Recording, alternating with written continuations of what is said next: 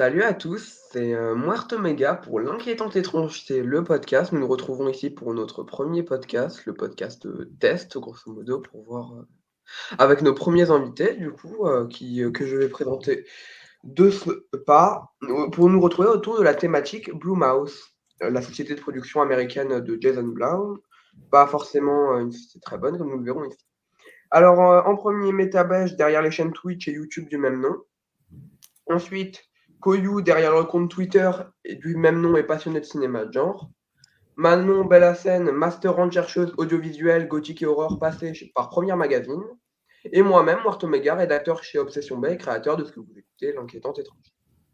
Alors, on va introduire Blue Mars déjà. Voilà, ce qui du coup est une société de production qui a été créée fin des années 2000, mais qui a surtout œuvré beaucoup dans les années 2010 et très récemment, années 2020. Je crois qu'ils ont commencé notamment avec Paranormal Activity, qui a été vraiment leur premier, c'était pas leur premier film, mais leur premier gros succès, avant de petit à petit se diriger vers pas mal de films d'horreur dans les années 2010, etc. Dont pas que les films d'horreur, il y avait Whiplash aussi, je crois que Metabel, je voulais choisir d'ailleurs, mais c'était Ouais, pas trop disponible, quoi, du coup. C'est pas trop le sujet. Mais il y en a un autre hein, avec The Rock déguisé en fée là. Pas mal. j'ai pas vu. J'ai pas vu. Mais du coup, si vous avez des choses à dire sur Blue Mouse, votre rapport avec Blue Mouse, Metabel, tu peux commencer avec ton rapport avec la société.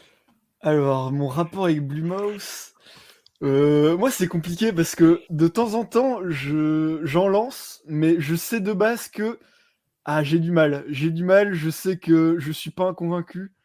Ils m'ont perdu il y a longtemps. Et c'est plus trop le genre de cinéma que j'aime bien. Parce que Ça veut dire qu'il y a un c'est. moment où il t'avait. Ouais, bah il y a un moment. Attends. Ouais, mais même au début avec Paranormal Activity, avec The Visit, c'est des films que moi j'ai bien aimé et que je passais un bon moment en les voyant. Mais Très bon au film. fil du temps, tu vois, ils gardent leurs défauts, ils creusent un peu leur tombe, ils font toujours la même chose. On a un peu C'est ça. l'impression de voir le même film avec les mêmes problèmes, les mêmes thématiques en boucle. C'est clair, c'est souvent ça, hein, malheureusement. Koyu, ton rapport avec la société? Blue Mouse? Hem, moi j'ai, vu que je suis fan de cinéma de genre comme tu l'as très bien dit, j'en ai beaucoup vu surtout quand j'étais au lycée, collège, lycée, la période justement, 2010 et en fait je trouve que c'est à la fois une bonne et une mauvaise chose que Blue Mouse existe parce que ça a quand même propulsé, le genre, horrifique un peu, pas, fast-food mais un peu, les films, C'est un d'horreur, peu ça, un quand même. peu. Oui, c'est un peu ça, mais il y a quand même de bons trucs dans Blue Mouse, quoi. En fait, le fait qu'ils aient, sorti plein, plein, plein de films d'horreur, ça a popularisé le genre, je trouve, mais ça l'a pas popularisé dans le bon sens. Parce que je trouve que quand, des personnes parlent de films d'horreur, elles évoquent surtout, Conjuring, les Insidious, les choses comme ça et souvent c'est pas, dans des bons termes et en fait, je trouve que finalement ça nuit un peu à la réputation des films d'horreur. Parce que, en fait, les films d'horreur, c'est pas du tout, juste Blumhouse. Mais vu que la plupart des films, qui sortent au cinéma, au grand public, c'est des films Blumhouse, le grand public a une idée un peu, fausse, du genre, horrifique, Mmh. Bon, finalement. d'un côté, ouais, ça nous les emmène, mais d'un autre côté, ça nous les descend aussi, quoi. Ouais, Donc, voilà, c'est ça. Manon, ton rapport avec la société, Mmh. Blue Mouse? En vérité, je suis assez d'accord avec ce que j'ai entendu, mais c'est vrai qu'il y a beaucoup de choses à noter d'un point de vue négatif. En plus, oui, le fait que ce soit des films, plus ou moins, mis en avant, au cinéma, les gens pensent que, voilà, les films Blumhouse sont plutôt représentatifs du genre de l'horreur alors que heureusement non.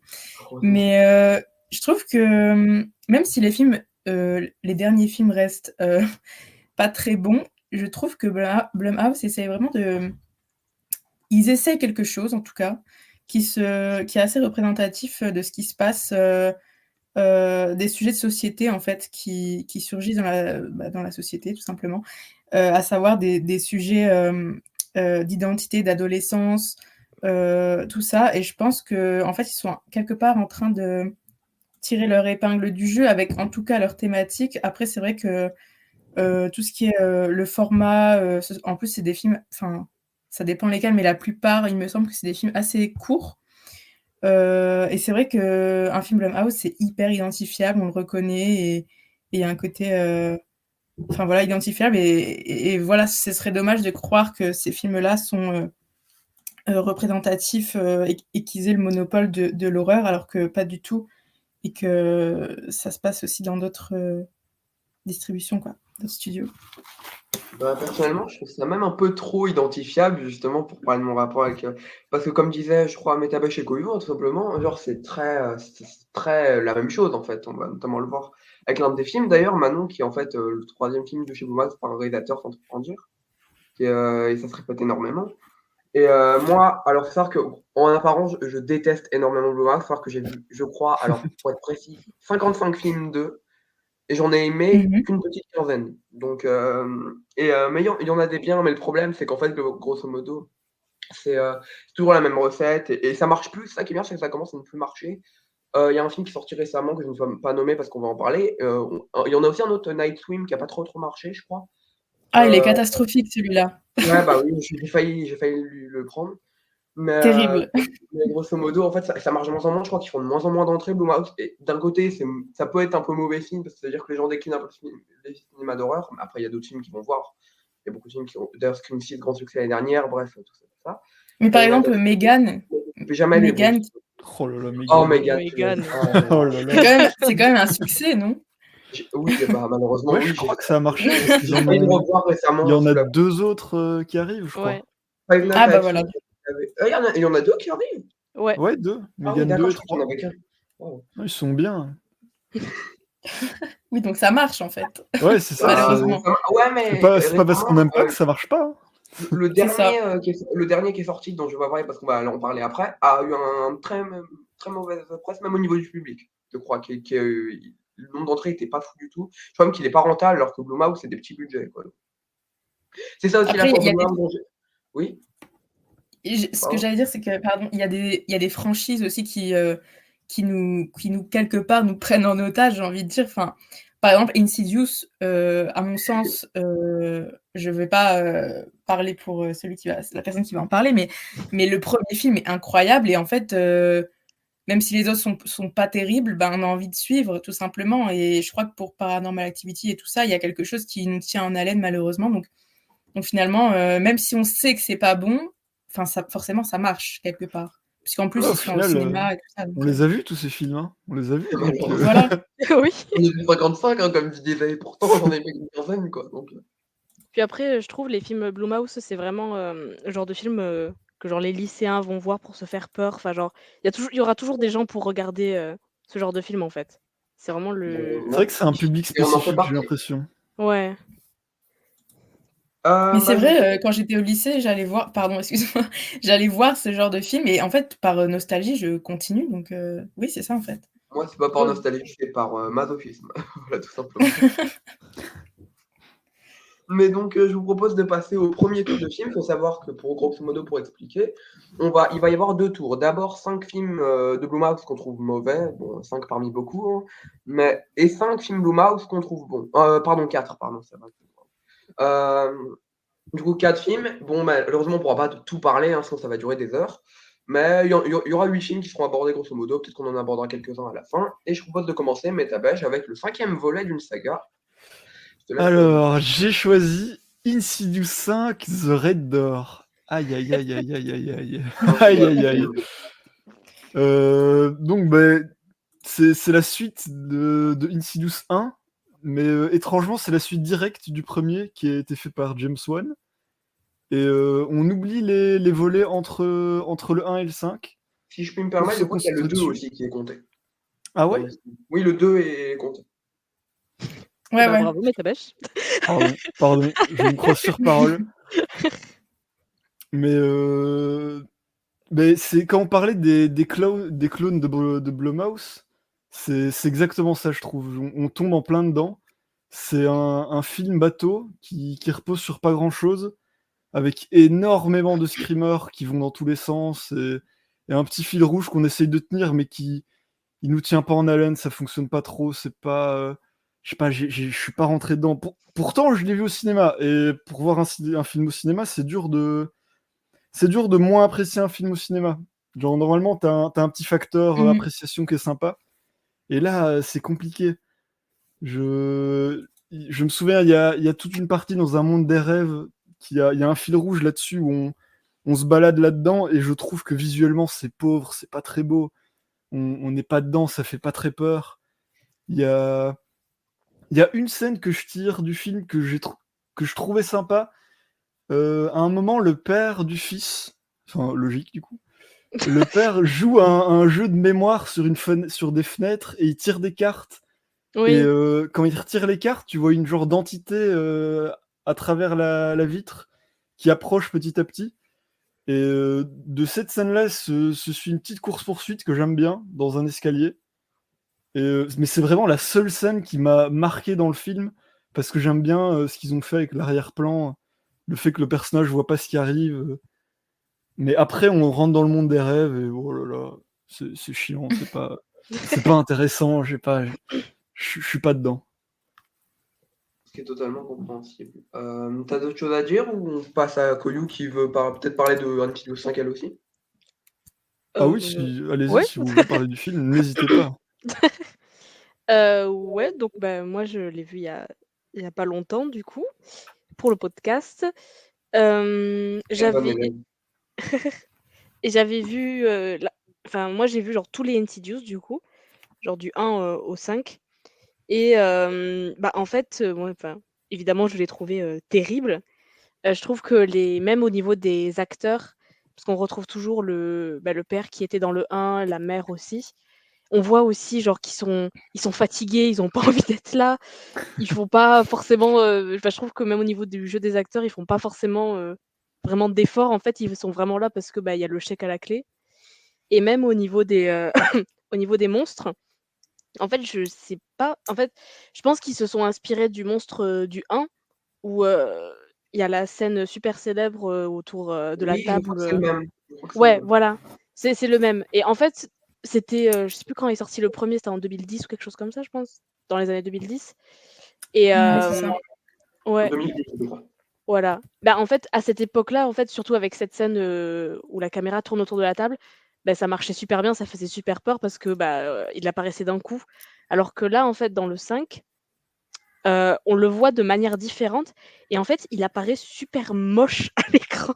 En fait, on dirait vraiment juste un mec, qui a juste où on a juste peint son visage, en fait et ça fait vraiment un peu genre clownesque. En fait, tu pas vraiment peur, c'est juste en mode, petit déguisement d'Halloween, fait, à la va-vite et du coup, il y a ça déjà qui m'a un peu, sortie du film et puis, bah, comme a dit Metabash, c'est rempli de screamers, mais vraiment, plus des screamers, je trouve, vraiment mal foutus. Enfin, tu les vois, arriver à 10 000 kilomètres et puis, bah, quand ils arrivent, tu même pas comment dire? La satisfaction d'avoir eu vraiment peur. C'est vraiment, mauvais, je trouve et est-ce qu'on peut spoiler le film ou pas? Parce que je voulais parler d'un truc, mais ça spoil le plot twist. Sinon, j'en parle pas, c'est pas grave, hein. Non? Bah, vas-y, non, je sais pas. Bon, Oui, OK. vas-y, spoil-le. Beh, je spoil. Let's go. Parce attendez, je crois que Muerto Mega a des problèmes de connexion. Oui, il a des problèmes de Ah, c'est ça. connexion. Visiblement. Eh bien, je Mais c'est en lien Ah, avec le film, finalement, ce problème de exact connexion. exactement. Et beh, en attendant, je vais continuer de parler, je vais meubler, Oui, vas-y. évidemment. À la fin, il y a le sorte de plot twist où en fait, c'était le père qui était possédé, pendant longtemps et qui voulait taper ses enfants ou quelque chose comme ça, genre, il y avait un truc comme Oui, un ça. souvenir. Oui, oui, Ouais, oui, c'est voilà vrai. et en fait, je trouve que ça faisait un peu alors ce n'est que mon avis, hein, mais ça faisait un peu, en mode, excuse, «Ah papa tapait les enfants, mais c'est parce qu'il était possédé, donc tout va bien» et ça C'est vrai que m'avait maintenant que tu le dis, en ça a un écho bizarre, ce truc. voilà Maintenant que tu me le fais remarquer. et j'ai trouvé ça assez étrange comme, point de vue. Parce qu'ils auraient pu très bien, en fait, faire, le coup de le papa est vraiment fou et puis, finalement les démons, du passé qu'ils ont eu, dans le 1 et bah, ils reviennent mais sous forme de maladie mentale, je ne sais pas, quelque chose comme ça et au final non, c'est juste, bah, il est juste possédé et du coup il se fait déposséder et tout va bien et cetera donc Il y avait ça aussi qui m'a un peu dérangée.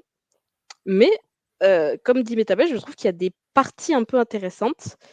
Moi, la scène qui m'a marquée, c'est une des premières scènes quand ils sont dans le cimetière et que le père, il envoie Oh des oui, textos à son fils là dans la voiture. Et en oui. fait, en arrière-plan, derrière la voiture, tu vois, une personne, s'avancer petit à petit et en fait, je ne l'avais pas vue au début. C'est parce que la personne avec qui je regardais ça, me l'a notifié et en fait, genre, si je m'étais pas concentrée, bah, je l'aurais jamais vue et justement, je trouve que c'est ça la base d'Insidious. C'est un peu, des scènes où il faut bien regarder, où il faut vraiment être, concentré et pas juste des screamers qu'on te balance, à la Conjuring, toutes les 10 minutes, quoi. Oui, c'est Mmh. censé être un peu plus subtil que juste, on te crie à la tête Ouais, voilà. et tu censé avoir peur. Mmh mh. Carrément.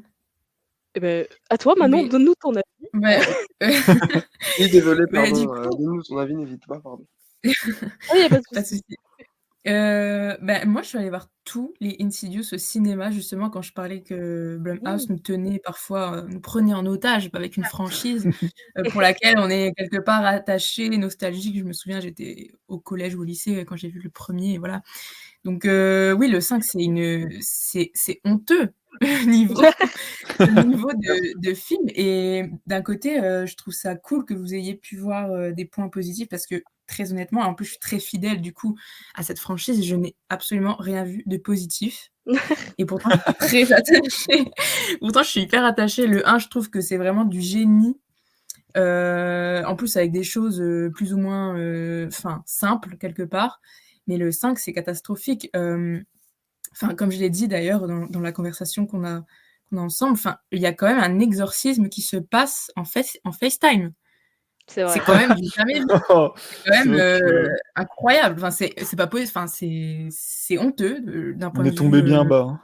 ah mais là, on pouvait pas tomber plus bas, et bien sûr, quand vous dites qu'il y a un côté, enfin, il y a un côté on ne peut plus, business, enfin, je veux dire, en plus le père, donc c'est le père, donc qui est joué par Patrick Wilson, donc le père de la franchise des 2 premiers films, qui réalise le 5. Mais Oui, pourquoi? Parce qu'il a envie de surfer sur la franchise et de se faire de l'argent, et en fait, je suis persuadée qu'il sait que son film est nul, mais qu'en fait, il s'est complètement rempli les poches, et c'est un très, très bon coup, joué de sa part. Enfin, je veux dire, il a vraiment beaucoup, enfin, je veux dire, il ça c'est le film a été, enfin, a marché, quoi. En tout cas, il y a eu du monde dans les salles, et voilà, mais bah, ça lui a aussi donc oui, permis de faire un ego trip, ouais, parce que genre, faut savoir mais qu'il joue complètement, son rôle de père est très mis en avant, quoi, alors qu'il devrait pas du tout, en vrai, ça a pas trop d'intérêt scénaristique. À complètement, et part en plus, des trucs avec ça.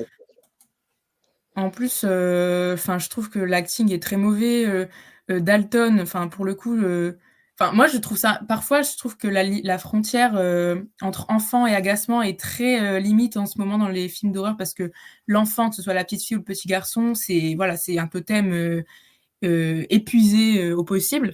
Mais là, le fait de l'avoir, enfin, j'ai trouvé détestable dans le 5, alors que dans le premier et dans le 2, c'était, enfin, tout fonctionnait, quoi, et même son frère qui, dans le 5, a une place plus importante, enfin, vers la fin, bien sûr, j'ai trouvé que on s'en fichait complètement et il jouait très, très mal. Et moi, j'ai vraiment eu le sentiment, et c'est mon dernier point, que Patrick Wilson, il a vraiment construit son film, notamment la fin, où, il a construit vraiment, bloc par bloc, et il s'est dit: «Bon, faut que je fasse une fin, bien». Donc c'est pour ça aussi que le côté, le papa frappe ses enfants, ou quand il était possédé, c'est complètement, bizarre. J'ai l'impression Mmh. qu'il a vraiment fait ça, tout ça, qu'il a construit tout ça au dernier moment, et qu'il s'est rappelé qu'à la fin d'un film, il faut que ça se termine bien, il faut qu'il y ait un truc, fédérateur autour de la famille. Donc je trouve que c'est un très mauvais Blumhouse, en tout cas. Sachant Très bien qu'en dit. je passe à mon avis, sachant qu'en termes de franchise, en plus, faut savoir, petit aparté, que Insidious va avoir un spin-off, au cas où si vous le saviez pas, qui va Je Bah, pense s'appeler, pas, super. hein. Thread. Je sais pas sur quoi ça va être, mais voilà, il y aura un spin-off. Donc vraiment le truc, ces Super. franchises de plus en plus, waouh, j'espère vraiment que ça va arrêter de fonctionner parce que faut savoir, vous avez notamment parlé que vous aimiez bien le premier opus. Moi, faut savoir que je déteste Insidious du premier au 5, vraiment, et le 3 et le OK. 4, c'est vraiment le pire pour moi, c'est vraiment le pire de la franchise. Waouh, OK.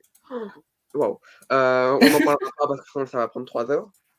Mais du coup, pour parler d'Insidious 5 plutôt, je en fait, le problème, c'est que pour moi, c'est un volet de trop dans une saga de trop, comme je le disais. Du coup, Et les maquillages aussi sont pas terribles comme tu le disais, notamment pour la créature où en fait tu as l'impression qu'on lui peint le visage. Je trouve notamment que Dalton, c'est ça le personnage, Ouais, du film? Dalton, oui, c'est En fait, ouais. le le moment où jeune. il devient un peu, comme le père, sans trop en dire, Ouais, ouais. en fait, waouh, le maquillage, ça fait Halloween, quoi. Ça fait Halloween, maquillage, Complètement. artisanal, c'est waouh.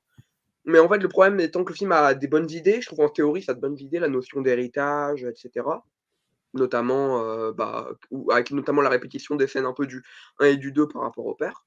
Mais du coup, c'est tellement mal exploité. C'est comme je disais, c'est vraiment juste, Patrick Wilson qui fait son ego trip, quoi. En mode, on met le père en avant et du coup, il essaie d'aborder des thématiques qui fonctionnent jamais. Non, c'est assez pitoyable en vrai, hein, pour utiliser des mots un peu forts. Les personnages sont pas écrits et puis notamment le personnage de la mère, quoi, qui est totalement laissé de côté, par exemple, si on veut aller là-dessus. Je crois que les frères, je crois qu'il a un frère notamment, c'est totalement, ouais, vraiment c'est juste le père et le fils. Genre le reste Ouais, est il y a même que pas deux abordé. personnages. Et C'est puis vrai tu as que tout notamment, le je me reste de souviens, la c'était famille, avec on s'en fiche complètement. que Dalton, il a une amie à la fac aussi dans le film. Alors Mmh. elle, personnage fonction, quoi, vraiment juste personnage fonction. Mmh. Et ouais, non, c'est mal conçu, ça me c'est, je me rappelais plus, mais du coup, j'ai revu la scène, du coup, au moment où on a parlé, ça m'a fait rire et on a parlé dans les messages aussi de, pas l'exorciste, si, c'est ça, Oui, c'est le ça. en visio, voilà. Mmh. J'ai revu la scène exprès pour du coup, là, ouais, j'étais mort de rire. Mais le problème, c'est que c'est trop académique, en fait, aussi la réalisation est très académique et ça sait pas où ça va, bref. En théorie, j'aurais aimé que ça marche, mais d'ailleurs, petit dernier point que je vais aborder pour, Insidious 5, c'est un problème d'ailleurs que beaucoup de films Blumhouse ont, c'est les problèmes d'immersion. Vous en parliez légèrement tout à l'heure sur le fait que notamment, celui qui avait de la peinture sur le visage, globalement ça sortait un peu du film. Je trouve que globalement les films Blumhouse ont beaucoup de problèmes en termes d'immersion et que pourtant il y a beaucoup d'atouts pour le faire, mais que ça n'y arrive jamais. Et bah là, c'est un peu, symptomatique de ça. C'est vrai, c'est vrai. Voilà, donc si personne n'a quelque chose à rajouter sur Insidious 5, je vous propose de passer à Koyu qui va nous parler de l'excellentissime, de la masterpiece, du banger comme on dit, Area 51, Oui, que tout le monde a apprécié, dans le groupe, bien sûr, totalement. j'ai vu. Heu, mais oui, donc Area 51, c'est un film Blumhouse, bien sûr, mais c'est un film, caméra embarquée, fan footage, donc c'est filmé, à la main. Enfin à la main, évidemment, c'est filmé à la main, mais c'est filmé, comme un Paranormal Activity ou des choses comme ça et je raconte vite fait le plot, mais bon, il y en a pas vraiment, hein, mais c'est juste, des, jeunes qui vont, essayer de percer les mystères de la zone 51. Hem et ce film, c'est vraiment une catastrophe de A à Z.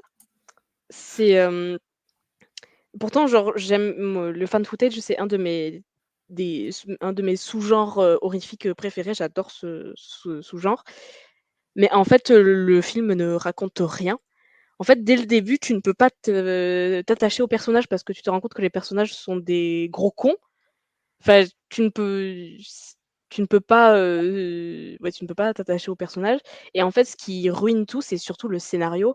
En fait, il y a tellement d'incohérences dans ce scénario que ça en devient, limite un peu, nanardesque et du coup, comme tu disais, Muerto Mega, en fait, on ne peut pas non plus hem, comment tu avais dit? Merde. Si L'immersion. si on voilà.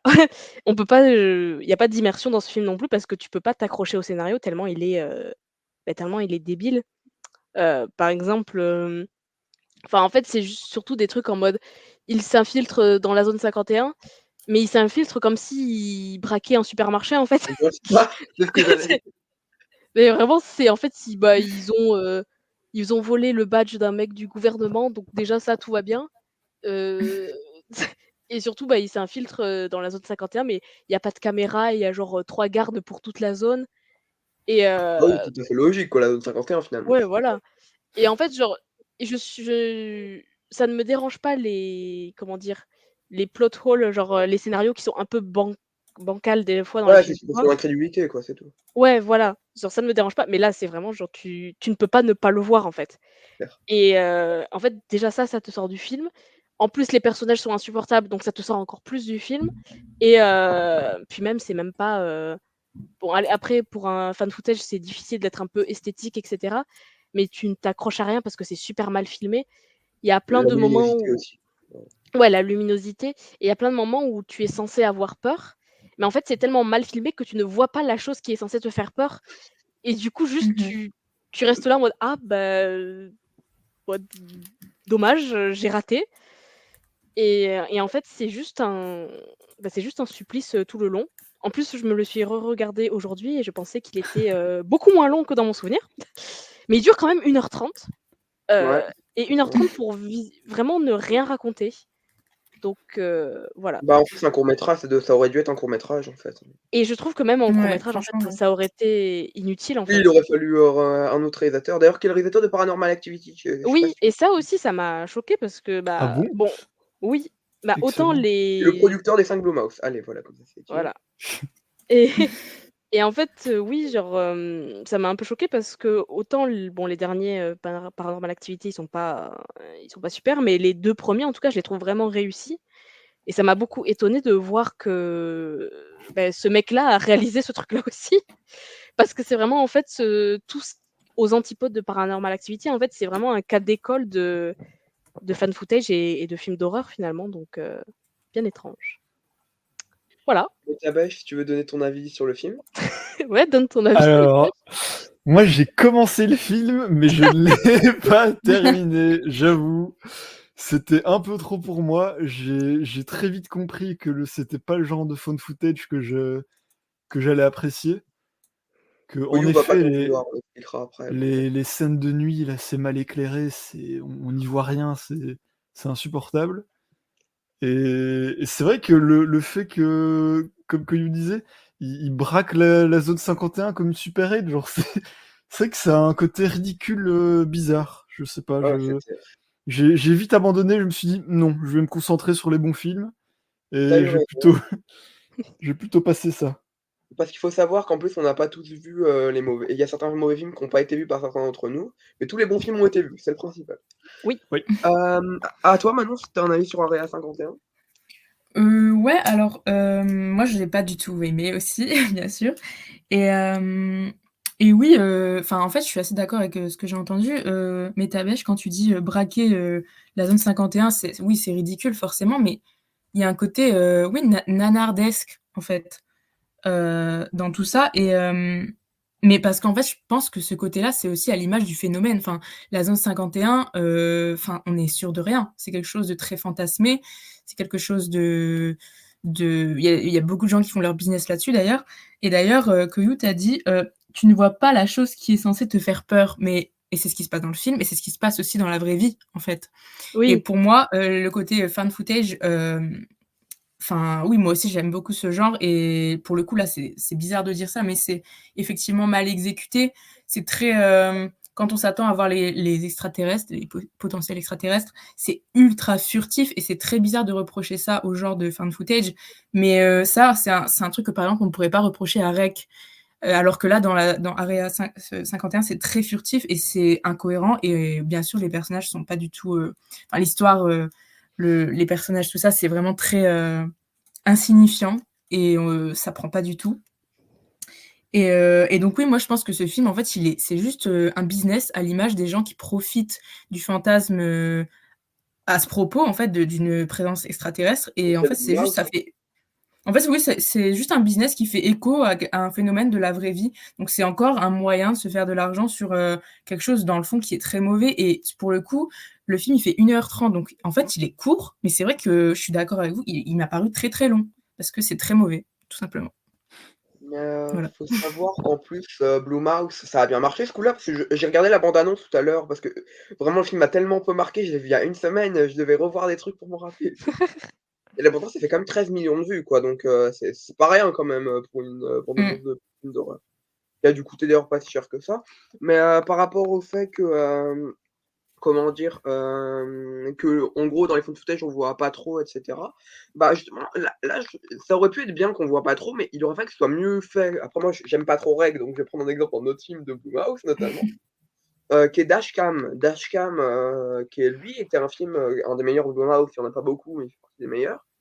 Qui il arrive bon après il en montrait un peu plus que la moyenne, mais il en montrait beaucoup sans jamais trop en faire et cetera et il Mmh mh. arrivait à créer une peur là où en fait, là, ça montre rien et ça veut montrer pourtant à la fois. En fait, il y a pas ce jeu Mais du comme Blair mystère. Witch? Le problème, c'est qu'il y a pas le jeu du mystère. Lequel film? Blair Witch, ils montrent pas Ah, non je les ai plus et c'est très bien. oui, c'est ça. Mais C'est une question d'ambiance, en fait. Ouais, c'est ça, voilà, mais là, c'est c'est ça clairement et Malenfant, il y a pas d'ambiance, quoi. C'est, mmh. c'est comme je vais pas spoiler la fin, mais la fin de Area 51, c'est le cliché de ce genre de film, c'est le cliché total, c'est et puis les Ça, c'est personnages le sont bêtes ouais. de A à Z, tu sais, ça commence à m'énerver. Ah vraiment du début à la fin, ils sont ah! Non, en fait, tu as envie c'est typiquement ce genre de film d'horreur où tu as envie d'hurler aux personnages et faire autre chose, quoi, mais du coup, le problème, c'est que tu en as vu 50 000 quoi, des films comme ça. Mais la fin, pour moi, elle satisfait complètement, les gens, voilà, les férus de ces théories, en fait. Donc finalement, la fin, elle est très, cohérente avec ce qu'ils ont voulu faire pour moi, mais même si c'est mauvais, bien sûr. Faut déjà que ce soit bien fait. Si, Mouais, bien sûr. alors, ensuite, tiens, à toi Manon et tu vas nous présenter un film Blumhouse, un réalisateur, assez particulier et je te laisse, nous présenter ton film. Oui, alors moi, j'ai pour le pire Blumhouse, j'ai pris, l'avant-dernier film, en date, qui est sorti, donc c'est Imaginary de Jeff, Wadlow. Donc voilà, je trouve que dans ce film, il y a des choses à potentiellement garder, mais ce qui m'a déplu, enfin, c'est plutôt quelque chose d'assez personnel. Donc le scénario du film, très, rapidement, c'est voilà, le classique emménagement dans une nouvelle maison, plus précisément dans la maison, familiale de Jessica, qui du coup, emménage avec son partenaire qui, lui, a 2 enfants, 2 filles. Et voilà, la cohabitation se passe mal, tout ça. Et en fait, la plus jeune de ses filles s'accroche à un ours en peluche. Donc voilà, ça se passe très mal. Et en fait, ce que je reproche à ce film, c'est bon, déjà, il s'appelle Imaginary et je peux déjà annoncer qu'il ne brille pas du tout pour son imaginaire, bien au contraire. C'est un film qui pompe au moins une dizaine de références de films d'horreur, de surnaturel ou d'autres, même un film d'animation, et je vais m'expliquer un peu plus après. Mais oui, donc c'est déjà un film qui n'est pas du tout original. Enfin, déjà, ne serait-ce que pour le début, voilà, un emménagement dans une nouvelle maison, on aimerait avoir des choses un peu plus neuves. Et, et aussi, oui, il y a beaucoup d'incohérences, comme on disait avec Insidious 5, par exemple, où, par exemple, le côté FaceTime, où vraiment c'est pas possible.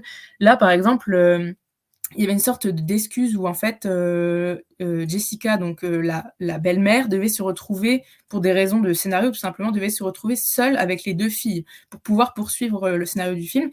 Et donc, il fallait trouver une excuse complètement bidon pour que le père clairement abandonne ses 2 filles dans une maison dangereuse. Et le père c'était vraiment ubuesque. Le père quitte entre guillemets le navire qui prend l'eau d'ailleurs. Et il dit oh, je vais en tournée, faire de la musique à Coachella. Enfin, c'était un festival quoi. Et en fait, il laisse sa famille dans la mouise en fait. Et Finalement, j'ai un peu trouvé comme les que autres. oui, mais là pour le coup, c'était tellement flagrant, Non, c'était c'est clair. vraiment malaisant. Et oui, donc en fait, voilà, ce qui m'a déplu, c'est la quantité de références. Donc il y a vraiment beaucoup de références à, par exemple, Paranormal Activity, à Esther, dans le côté, voilà, enfant un peu creepy, Five Nights at Freddy's, ne serait-ce pour le succès, voilà, que le film a rencontré, et un film Blumhouse, hein, d'ailleurs.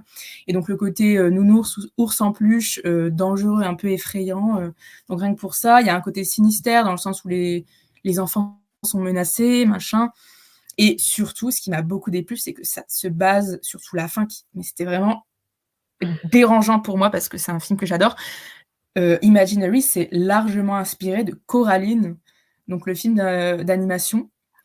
Et c'est un de mes films préférés. Et en fait, sans trop en dire, sans spoiler la fin du film, ils reprennent le truc des boutons dans les yeux, ce qui est quand même on ne peut plus explicite. Et on ne peut plus. Enfin, ça m'a vraiment choqué en fait que ce manque d'inspiration. Où je me suis dit, mais en fait, ça m'a vraiment mis limite mal à l'aise et ça m'a déçue. Et le film, de toute façon, prend une direction vers la fin qui est un petit peu étrange. Pareil, on a aussi, pareil qu'Insidious, on a le sentiment que, voilà, vers la fin, on sait plus trop sur quel pied danser, on sait pas trop. En fait, je pense qu'ils ont beaucoup de difficultés aussi à conclure leur film. Et voilà, donc c'est pour ça, à l'inverse, par exemple, de Megan, donc qui est sorti juste avant, il me semble, hein. Il y a un an. Megan, je le préfère à Imaginary, même si forcément il y a les références de Chucky, hein. Mais Imaginary, c'est beaucoup trop, en fait, en termes de pompage d'inspiration cinéma d'horreur. Ouais, Voilà. ok. Bah, Metabash, as-tu un avis sur Imaginary, ce chef-d'œuvre de nouveau? Ah, quel chef-d'œuvre! Imaginary, je l'ai vu et personne m'a forcé à le voir parce que je l'avais vu avant le podcast. Et Dis-moi au moins que tu l'as pas vu au cinéma. non, celui-là, j'ai pas payé pour le voir. Dommage. Pardon. Mais là aussi, je reviens comme pour Insidious, l'effet clone Blumhouse, avec ce mécanisme de famille reconstruite qu'on retrouve souvent, où, comme tu disais, le père s'en va et laisse, je crois que c'est la belle-mère, non? Ouais, Oui, c'est exactement. ça, Leur ouais. belle-mère qui s'entend mal avec ses Ouais. enfants, et donc t'as toute une histoire de lien à essayer de reconstruire, machin. Ouais, elle a une relation trop mauvaise avec Et votre ouais, fille c'est ça. adolescente. Et ils s'entendent pas, et c'est C'est compliqué à la ça, mais elle maison, veut machin. sortir avec la fille, la Oh petite là fille. là, et c'est d'une pauvreté, genre ça raconte le Incroyablement peu de écrit, trucs je que trouve. ça raconte, on l'a déjà entendu 20 fois, et que dans des films Blumhouse en plus. Mais non, c'est vraiment pas terrible, hein, on peut s'en passer. Là aussi, Complètement. t'as ce filtre bleu dans un monde des rêves, machin. Oui. Ça revient tout le temps, ce truc, en Bah, fait. les C'est filtres Blumhouse. insupportable, hein. Oh là Oui, bleu là. violacé, où vraiment il y a le monde du rêve, mais ça, c'est encore une fois, c'est l'essence de Coraline. Enfin, Mais il y c'est avait Ah aussi, l'affiche ouais. du film en plus, donc c'est Mais très là, symptomatique ça de fonctionne Blumhouse, pas, les lumières pas très subtiles. Ah. Genre Insidious 5, je crois qu'il y a ça dans la fin. Des lumières très rouges, très. C'est ça. ouais, c'est vrai. Donc, ensuite, je crois que Koyu n'a pas vu le film. Si, justement, j'ai Oh. réussi à le voir tout à l'heure. Incroyable. Oui, je l'ai fini 20 minutes avant le podcast. Ouais. Donc Tout il est frais, c'est frais, on aime ça. voilà, il est tout frais dans ma tête et bah, je suis d'accord avec, tout ce que vous dites, bien sûr, en fait, mais je trouve que c'est, de tous les films mauvais qu'on a vus, je trouve que pour moi, c'est le meilleur, on va dire, parce que, bon, même s'il est très, très générique, il y a des trucs qu'on trouve, partout dans les films Blumhouse, et cetera. Je trouve qu'il y a en fait, bah, justement ce côté, Coraline, je trouve que justement ça change un peu de ce qu'on a l'habitude de voir parce que je trouve le film il est un peu plus, comment dire? Un peu plus, léger à certains endroits. Il est plus, enfin, il y a des moments qui sont un peu plus, pas je vais pas dire mignons parce que c'est bizarre, mais, qui sont un peu plus enfantins, un peu plus, on joue sur la corde, bah, comme, Coraline, nostalgie un peu et cetera. Et ça m'a pas déplu. En fait, genre, j'aurais aimé justement qu'ils poussent ce délire, un peu plus loin, au lieu de rester dans le truc, basique, Blumhouse. Mais il y a des choses qui m'ont un peu plu. En fait, c'est surtout la partie, dans les rêves, finalement, qui, je pensais que ça allait être un peu, en fait, comme, Insidious, où ça allait être très, bah, très terne, très on est juste, bah, dans la maison, mais de l'autre côté avec un filtre bleu. Et il y a quand même des toutes petites idées, enfin, je dis pas que je trouve que c'est quand même un mauvais film, mais il y a quand même quelques petites idées qui font que je le déteste un peu moins que les autres et ouais, genre, du coup, genre, j'ai pas non plus détesté ce film comparé aux autres, mais c'est vrai que, comme disait Metabesh, le trope de la famille, qui se reconstruit et cetera, enfin, genre, ça reste quand même très, très, très générique, mais il y a des petites choses, qui m'ont plu. Voilà. D'accord, d'accord. Bah, moi, je vais un peu tergiverser, en parlant d'abord de ses 2 premiers films. Action ou vérité et Nightmare Island. Enfin, pas c'est pas ses 2 premiers films, mais ses 2 premiers films Blumhouse. Il avait réalisé Kick-Ass 2, il avait réalisé Cry Wolf aussi, je crois que lui les gens avaient plutôt apprécié dans mes souvenirs. Film de 2005. Mais du coup, Action ou vérité et Nightmare Island, je crois, eux, c'est 2018 et 2020. Alors, c'est vraiment des films concept. C'est-à-dire que Action ou vérité, bah, ça vient du truc Action ou vérité, du jeu grosso modo, et en fait, ça essaie d'en faire un film, qui marche pas du tout. Tandis que Nightmare Island, c'est inspiré d'une série des années 80, si je ne dis pas de bêtises, qui s'appelait L'Île Fantastique, qui était pas une série horrifique, et du coup, ça prend ce concept-là pour le faire en film. Vraiment, c'est des films concept que j'ai détesté grosso modo, c'est les effets spéciaux, même les acteurs parfois, le scénario, bref, Blumhouse quoi, et du coup Imaginary, c'est la même chose, c'est un film concept. C'est-à-dire qu'en fait, tu prends le truc de la peluche et tu fais un film concept, sauf que du coup, le concept s'arrête au concept et le scénario s'arrête à tous les films Blumhouse qu'on a vus auparavant, comme vous le disiez. Il y a des thématiques très, très classiques, genre, on s'en moquait un peu tout à l'heure, mais la belle-mère qui essaie de créer un lien avec ses 2 petites filles, enfin ses 2 petites filles de son mari du coup, son conjoint du moins et c'est pas très bien employé tout ça et puis je trouve, je sais pas pourquoi, mais ça fait beaucoup ça, notamment sur Area 51, mais bon là c'est un found footage, donc c'est pas pareil. Mais je sais pas si vous voyez ce que je veux dire, mais la teinte de caméra, pas la mais ça fait très amateur parfois. C'est à cause de la luminosité, ça j'ai l'impression, la luminosité qui est très surfaite, je trouve. Je sais pas ce que vous en pensez dans les films Blumhouse? Non, mais oui, bah, c'est pour ça qu'on reconnaît finalement un peu un film Blumhouse aussi. C'est un peu, oui, il y a un peu cette vibe, comme si c'était un peu mal fait, mais comme si c'était fait exprès un peu. Mais Ouais, c'est oui, je ça. vois. C'est Ouais, souvent c'est les vrai que mêmes c'est une équipes en façon plus de Blumhouse, filmer très malheureusement. spécifique. C'est vrai que je le remarque aussi parfois. On le sent de loin, on le sent venir de loin. Aussi, le problème, du film, c'est que ça rate toute son horreur. Globalement, ça veut faire un film très mainstream. D'ailleurs, je crois que, comme j'en parlais plus tôt sans donner le nom du film, mais c'est un Blumhouse qui a eu pas un très bon succès. Bon, après, il marche quand même, mais dans les Blumhouse, c'est assez bas. Et mais en fait, ça a voulu faire très mainstream plus que d'habitude dans son horreur. Je crois qu'il a eu un PG-13 aux États-Unis. Genre, globalement, il y a quasiment aucune scène horrifique et puis en fait, tu pas peur parce que c'est ultra mignon, quoi. Enfin, c'est pas mignon, comme disait Goyo, c'est bizarre. Mais du coup, c'est une Oui. peluche, quoi. Il y a juste 1 ou 2 scènes où c'est un monstre, mais c'est une peluche, quoi, tu vas pas et puis il y a des scènes pas logiques du tout, genre, faut savoir que, il y a un moment donné, il y a une psychiatre qui vient les voir, ou une psychologue, je sais plus, une psychologue, pardon. Mmh. Et en fait, elle montre une vidéo d'un petit, mais genre comme s'il y avait pas de secret professionnel, comme si le secret professionnel était mort. Elle montre la photo, la vidéo, pardon, elle fait: «Alors oui, moi j'ai eu ce patient il y a 10 ans ou pas, il y a du secret professionnel». Je fais: «pas, à un moment donné, non, c'est pas ça». Mais non, il y a trop de facilité et puis non, non, j'ai pas aimé du tout. Mais De toute pour, façon, oui, pardon. Vas-y, vas-y, vas-y. vas-y, ouais. Non, vas-y.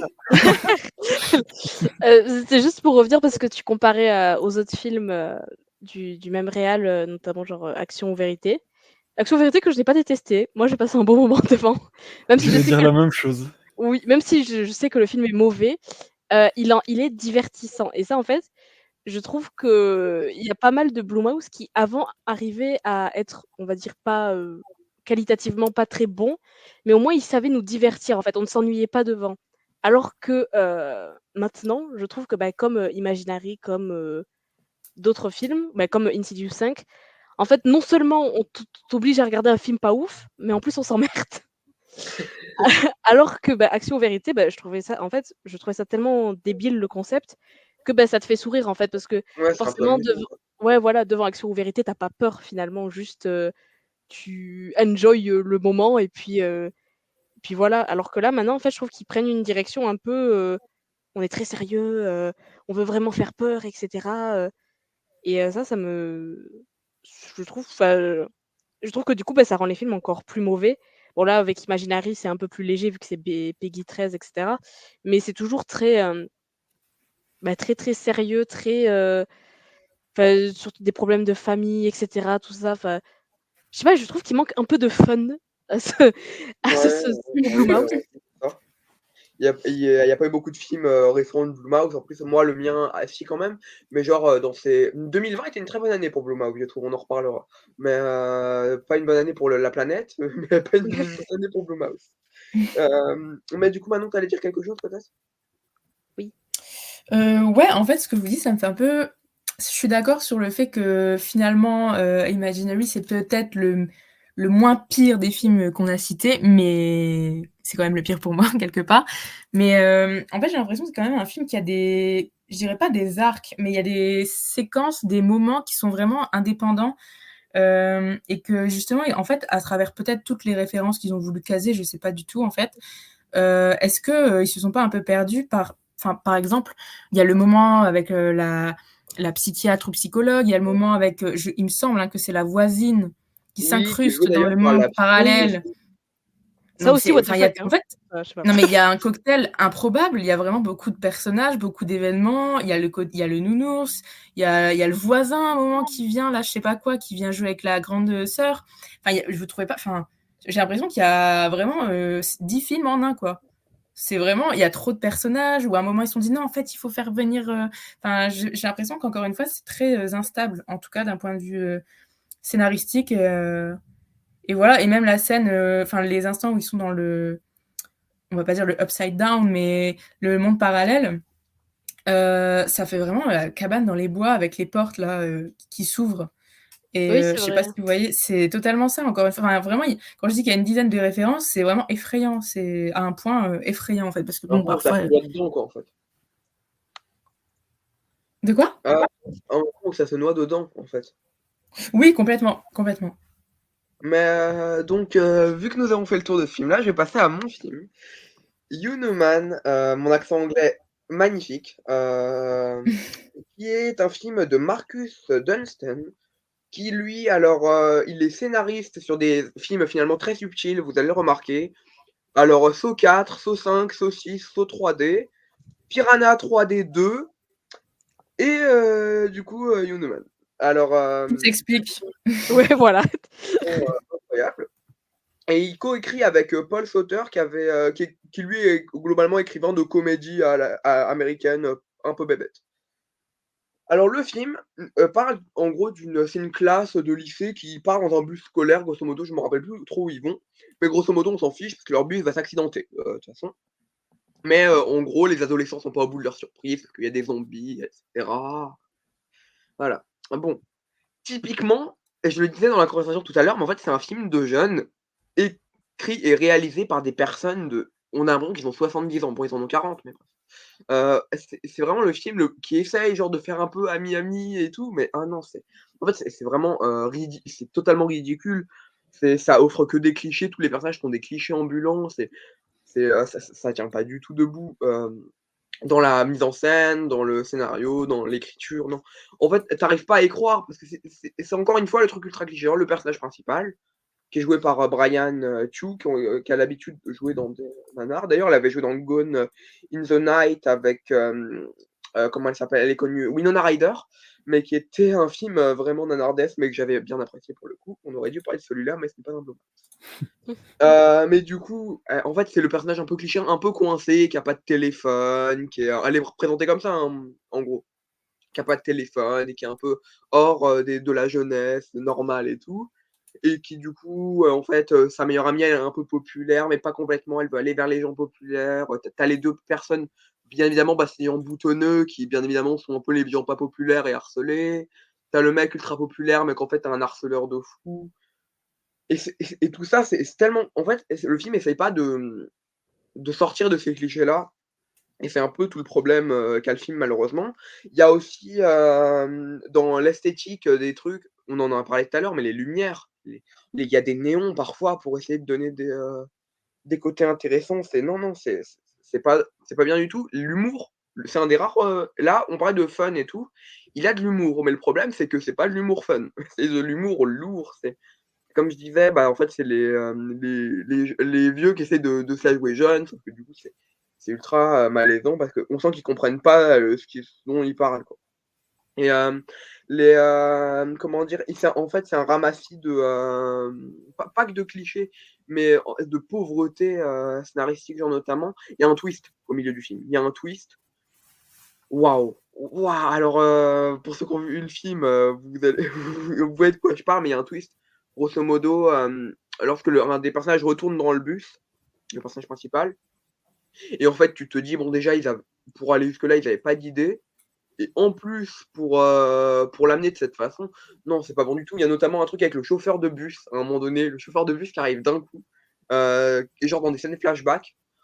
Oh, je suis désolé, mais j'étais mort de rire. Tu peux pas être sérieux face à un film qui en fait, il comprend pas ce qu'il fait et c'est même pas divertissant et c'est ça le problème que j'ai, encore une fois, comme disait Coyou tout à l'heure.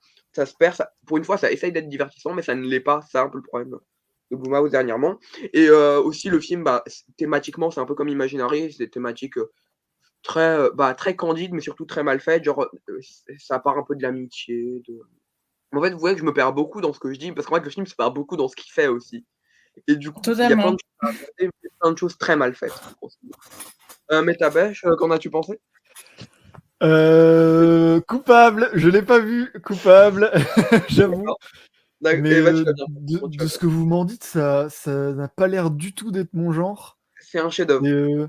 je les skip Euh, parce que j'ai vu que c'était à la fois horreur mais aussi comédie. Et moi, j'ai du mal avec les films. Je préfère quand un film d'horreur se prend au sérieux et essaye d'être vraiment horrifique, quitte mais à se surtout que là, planter, c'est de plutôt la qu'à mauvaise faire de critique. l'humour et que je sois pas touché ni par l'humour ni par l'horreur. OK, OK. Koyu, tu nous as dit Heu, que tu l'avais pas vu, c'est ça? alors moi j'ai vu les 15 premières minutes. Du Critique coup, je juste les peux 15 parler premières des minutes. 15 premières minutes. Hem, bah, je trouve que ça fait vraiment, en fait, oui, comme tu disais, ça fait vraiment le cliché du film fait par des vieux, sur les jeunes. Parce qu'on a vraiment ce truc en mode: «Ah les jeunes, ils sont vraiment trop sur leur téléphone, ils sont vraiment méchants entre eux et tout». Bah, de ce que j'ai vu en tout cas et ça m'a fait un peu penser à, au dernier, Massacre à la tronçonneuse de Netflix, où il y a Qui était aussi mieux, qui une était pas bon, mais qui était mieux, oui, honnêtement. exact, j'en suis persuadée et où il y a aussi cette scène dans dans un bus où, il y a, Leatherface qui, massacre des gens et tous les gens sortent leur téléphone Bah pour le oui. filmer et en fait, c'est vraiment ce truc du vieux qui voit le jeune en mode: «Ah ouais, c'est sûr que les jeunes, ils feraient ça maintenant parce que les jeunes, ils sont accros à leur téléphone». Mais là, je Alors trouvais que que ça allait être non. divertissement dans ce film-là, mais là, pas du tout. Oui, voilà, mais en fait, oui, bah, c'est pour, donner un exemple et je Bien sûr. trouvais que de ce que j'ai vu des 15 premières minutes, bah, c'était, ça et puis je trouvais aussi que le montage était très bizarre. Je en tout cas dans Oh les punaise. ouais, au tout début, je trouvais ça enfin les plans, tout ça, enfin le chant contre chant et tout, enfin c'était un peu ça m'a un peu sorti du film aussi et Bah, j'imagine du coup que tu as ouais. vu la scène où il balance la boisson Oui, pour, j'ai vu, le ouais, ouais, gars. ouais. Ouais, bah, ça, cette scène, c'est un exemple de montage, quoi, finalement et de mise en scène, c'est Oui, oui, non, mais c'est super, super bizarre c'est et trop du coup, drôle. bah, ça m'a sorti du film et j'étais en mode: «Bah, je ne vais pas m'infliger ça». C'est bien. Donc Je trouve que voilà, ça a beau être mon film, je suis pas vexé du tout. Là, vraiment, voilà. c'est vraiment bon choix. Manon, qu'en as-tu pensé? De l'1h30 de film, pour le coup?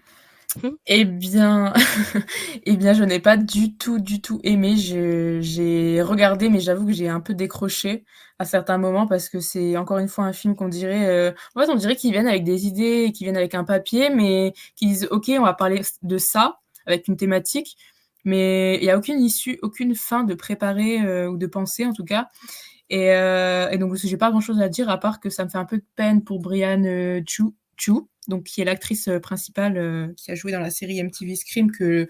j'apprécie, mais là, bon, pour le coup, elle, bah, je sais pas, ça je l'aime bien, donc ça me fait de la peine déjà pour elle et comme quoi, oui, ça prouve que d'un côté, sur le papier, si tu viens avec une idée, d'apocalypse zombie avec, une équipe de jeunes, ça peut le faire. Mais comme quoi, ça prouve que tu as beau avoir une idée, enfin, faut savoir la monter, la construire et que ça fait pas tout et même si tu as un style, par exemple, néonisé, j'ai envie de dire, parce que bon, personnellement, je l'apprécie, mais là, c'est très je l'ai pas aimé, quoi.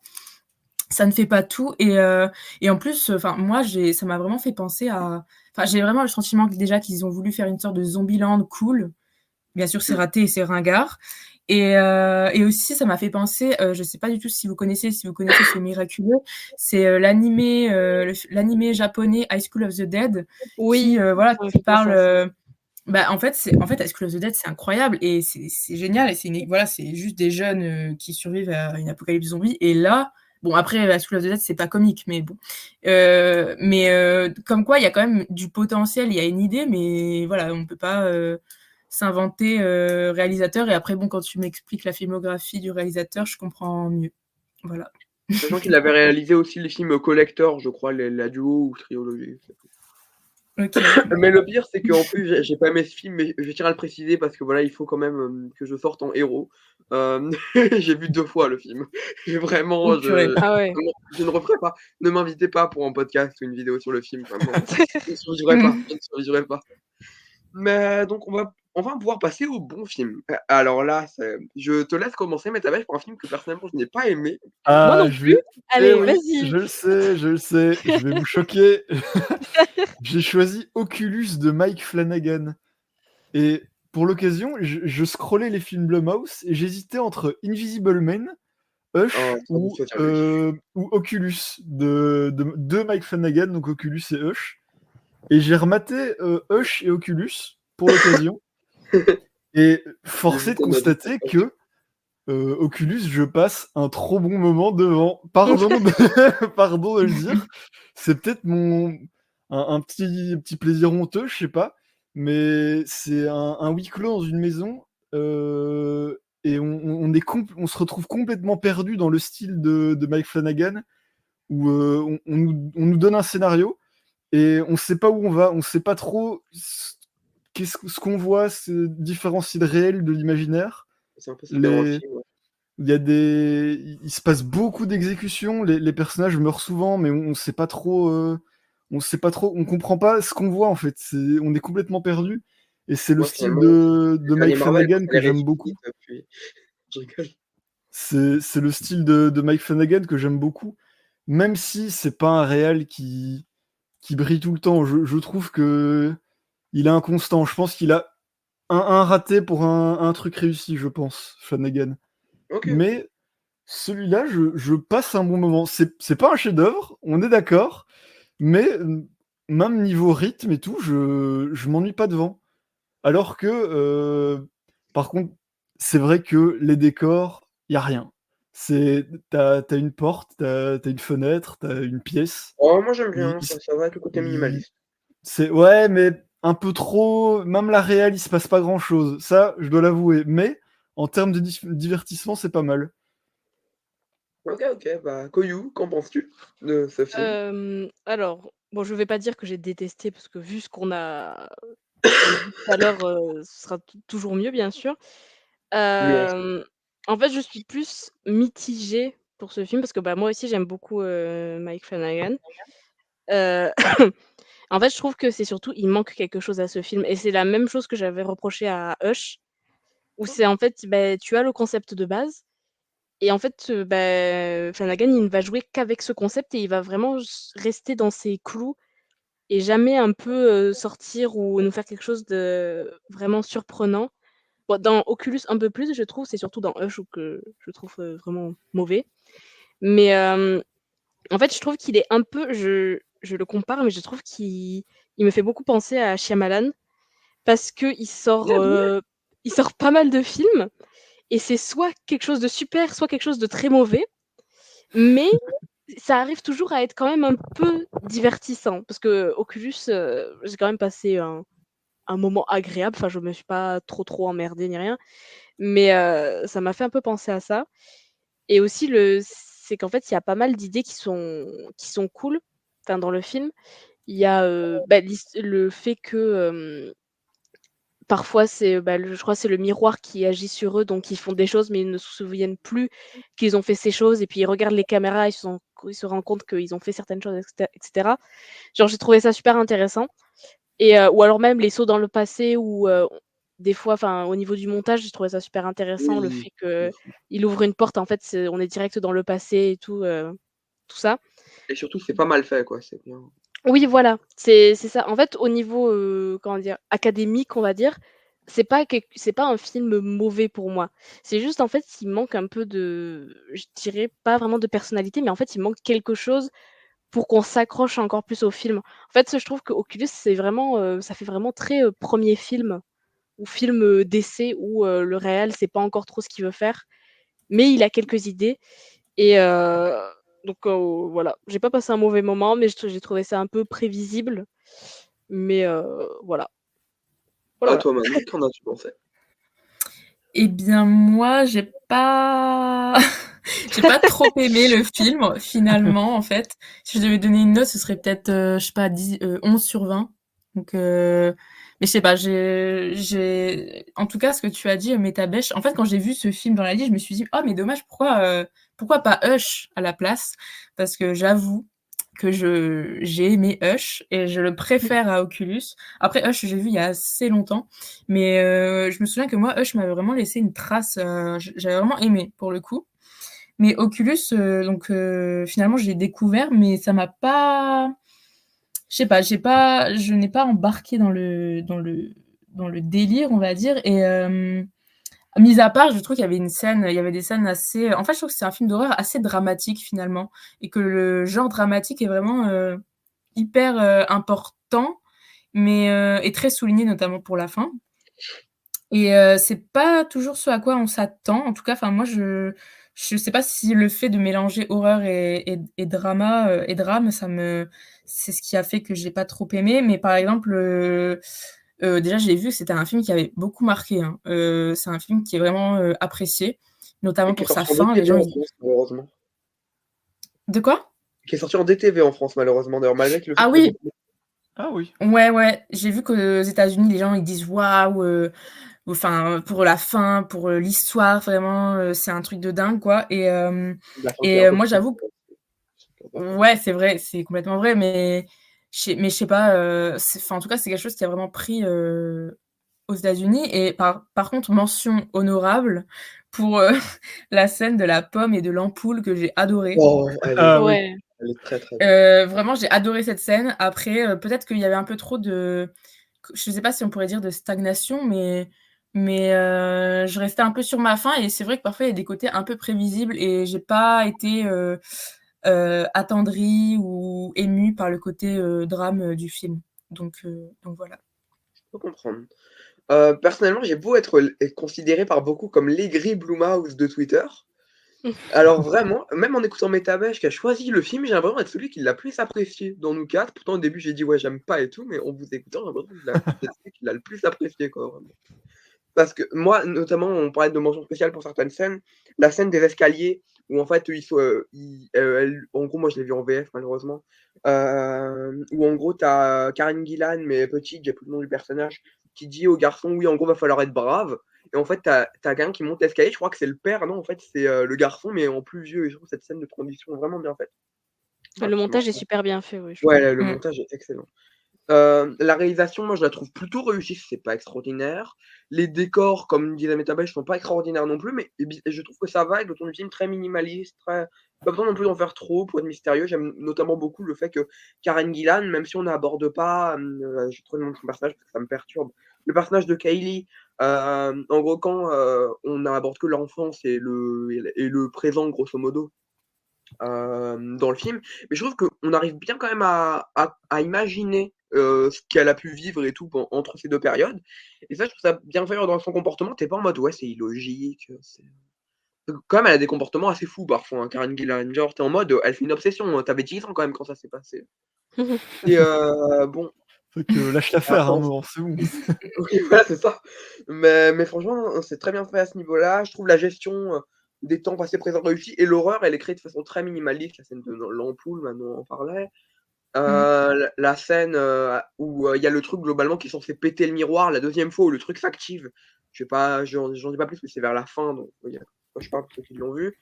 Je trouve ça bien fait, malheureusement c'est un peu cliché, genre c'est le truc de: «Ah, je pensais pas que j'aurais fait ça et en fait je l'ai fait, ha ha ha». Ça, c'est un des trucs que j'ai le moins aimé, c'est les côtés un peu classiques. Mais je trouve que, par exemple, le film manque de même si je trouve la réalisation réussie, souvent ça dans les Blumhouse, période 2010, on va dire, pas du coup les récents Imaginary, tout ça. C'est-à-dire que la réalisation est très académique, mais plutôt bien faite, mais il y a pas de plan qui ressort, je trouve particulièrement. Il y a des scènes qui ressortent, mais pas des plans qui ressortent. Le scénario, il aurait pu être plus abouti, je sais pas.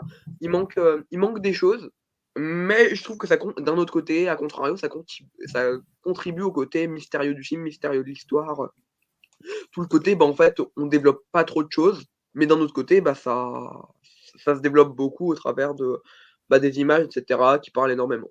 Même si le film tombe malheureusement dans certains travers de jumpscare et tout, pas trop là, mais quand ça y tombe, tu es un peu en mode: tu pouvais ne pas le faire. Voilà, voilà, on va passer au film de Koyu, qui est un film, que je ne pensais pas apprécier, qui est un film qui se Oh. déroule sur un plan séquence. Je sais pas si c'est un faux plan séquence ou un vrai plan séquence, C'est je un me suis pas vrai renseigné. un plan séquence. OK, c'est un vrai, OK. Avec, un film très étonnant qui démarre qui à un moment donné aura une tarte, qui m'a mis une tarte et je te laisse en parler. Ouais, donc moi je vais parler de Soft and Quiet.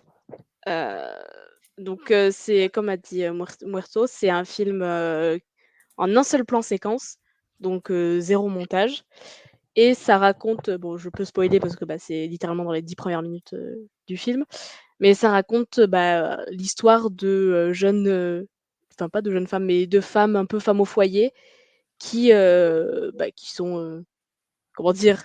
qui sont des sales fachos, quoi. Qui sont ou qui sont, racistes, antisémites, homophobes, tout, misogynes, tout le panel et qui se rassemblent, quelques jours pour, déverser leur haine et un jour, il va y avoir une altercation, quelque part avec, 2 femmes, racisées et ça va, tourner au vinaigre, comme on dit et donc ouais, moi j'ai vu ce film, en salle au festival, Grindhouse, l'année dernière et j'étais vraiment, j'ai été vraiment, comment dire, choquée, mais dans le bon sens du terme. C'est-à-dire que moi je ne connaissais rien du film, je connaissais rien de la réalisatrice. Heu, je sais plus qui est la réalisatrice d'ailleurs. Attendez. Bess de Ouais, Orojo. Orojo, ouais. Orojo, ouais. Orojo. Il me semble que c'est son premier film. Je crois, oui, oui. Non, mais Ouais, oui, oui, c'est ça. Il me ouais, c'est semble. ça, c'est son premier film et pour un premier film, c'est vraiment fou. Mais ouais, genre, en fait, c'est surtout,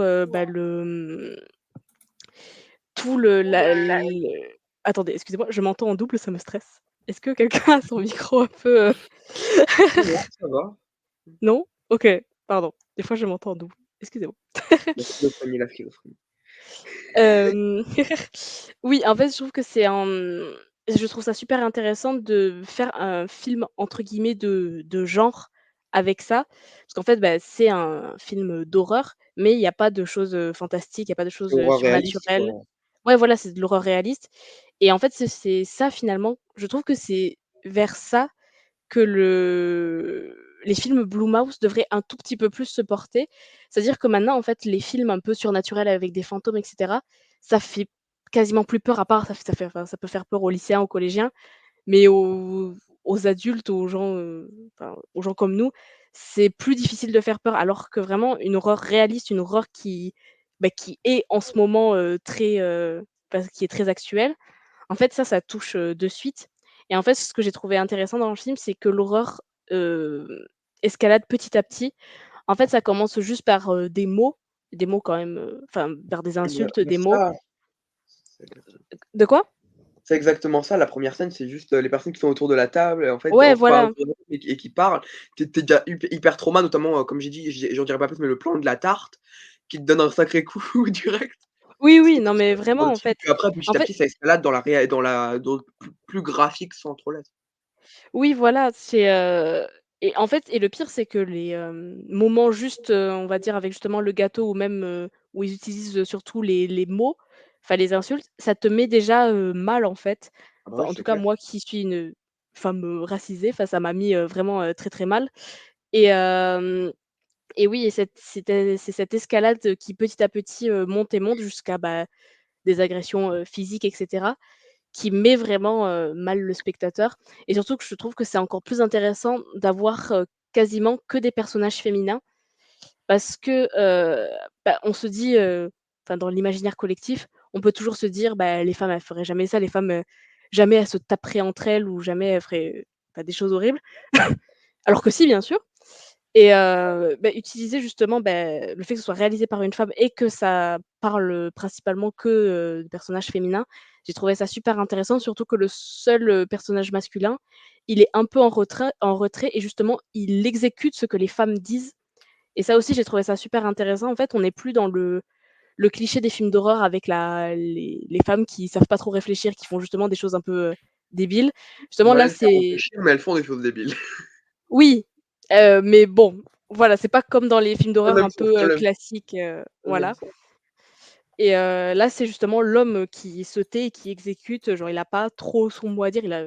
Des fois, il dit un peu: «Bon, calmez-vous», mais personne ne l'écoute et c'est ce truc-là que j'ai trouvé, aussi super intéressant et ouais, enfin, même la scène finale où je vais pas spoiler, mais tu as une longue attente sur la scène finale où tu ne sais Ouais, pas ce qui voilà. va se passer.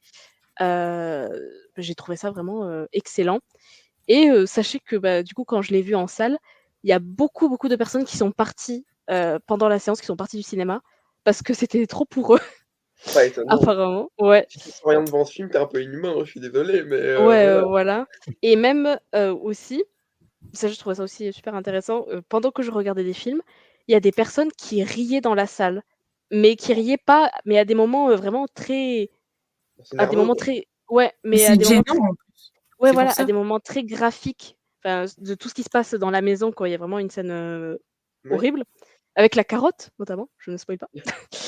Mais une scène vraiment horrible et il y a vraiment des gens qui ont ri dans la salle mais en fait, ce qui m'a stressée, c'est que c'était surtout des hommes qui riaient en fait, ça m'a mis très mal à l'aise parce qu'en fait, je me suis dit: «Bah, je regarde quelque chose, mais en fait, je vis cette chose, en ce moment En même même dans temps, quoi. le cinéma». Parce que Ouais. c'était pas un rire nerveux, c'était vraiment juste un rire en mode: OK, d'accord. la carotte, voilà et heu et du coup, bah, en fait, ce jeu de réalité finalement, bah, ça m'a encore plus, pris dans le film et heu et voilà. Ouais, je C'est pense ce que qui c'est un film à vivre en salle, malheureusement, il est sorti en DTV sur Shadows en ouais, France. Mais en vrai, je pense que malheureusement, bon, ça aurait jamais pu passer, tu vois? Mais oui, en oui, vrai, non. bizarrement, Sound of Freedom, ça passe par contre. Mais du coup, malheureusement, il aurait dû passer en salle, mais malheureusement, ça n'a pas été fait. Mais Dabèche, tu l'as vu? Oui, je l'ai vu et j'ai trouvé ça trop, trop cool. Je trouve que la performance de faire un plan séquence aussi long, c'est pas la première fois qu'on voit ça, mais c'est trop impressionnant d'arriver à faire ça. On a des scènes dans un bateau, des scènes où on rentre dans des magasins, on en ressort, on prend des véhicules, je trouve ça trop bien. On passe par plein de décors différents Ouais, c'est ça. et le fait que ce soit pas un faux plan séquence, c'est vraiment trop impressionnant. Ouais, bah, je pensais que c'était un Hem, faux, moi, tu vois? ouais, ben moi aussi, et c'est Koyu qui m'a dit que non, mais c'est vraiment ça force le respect et Ouais, c'est clair. ce que j'aime trop dans le film, c'est le tout début avant la scène du reveal de la fameuse tarte.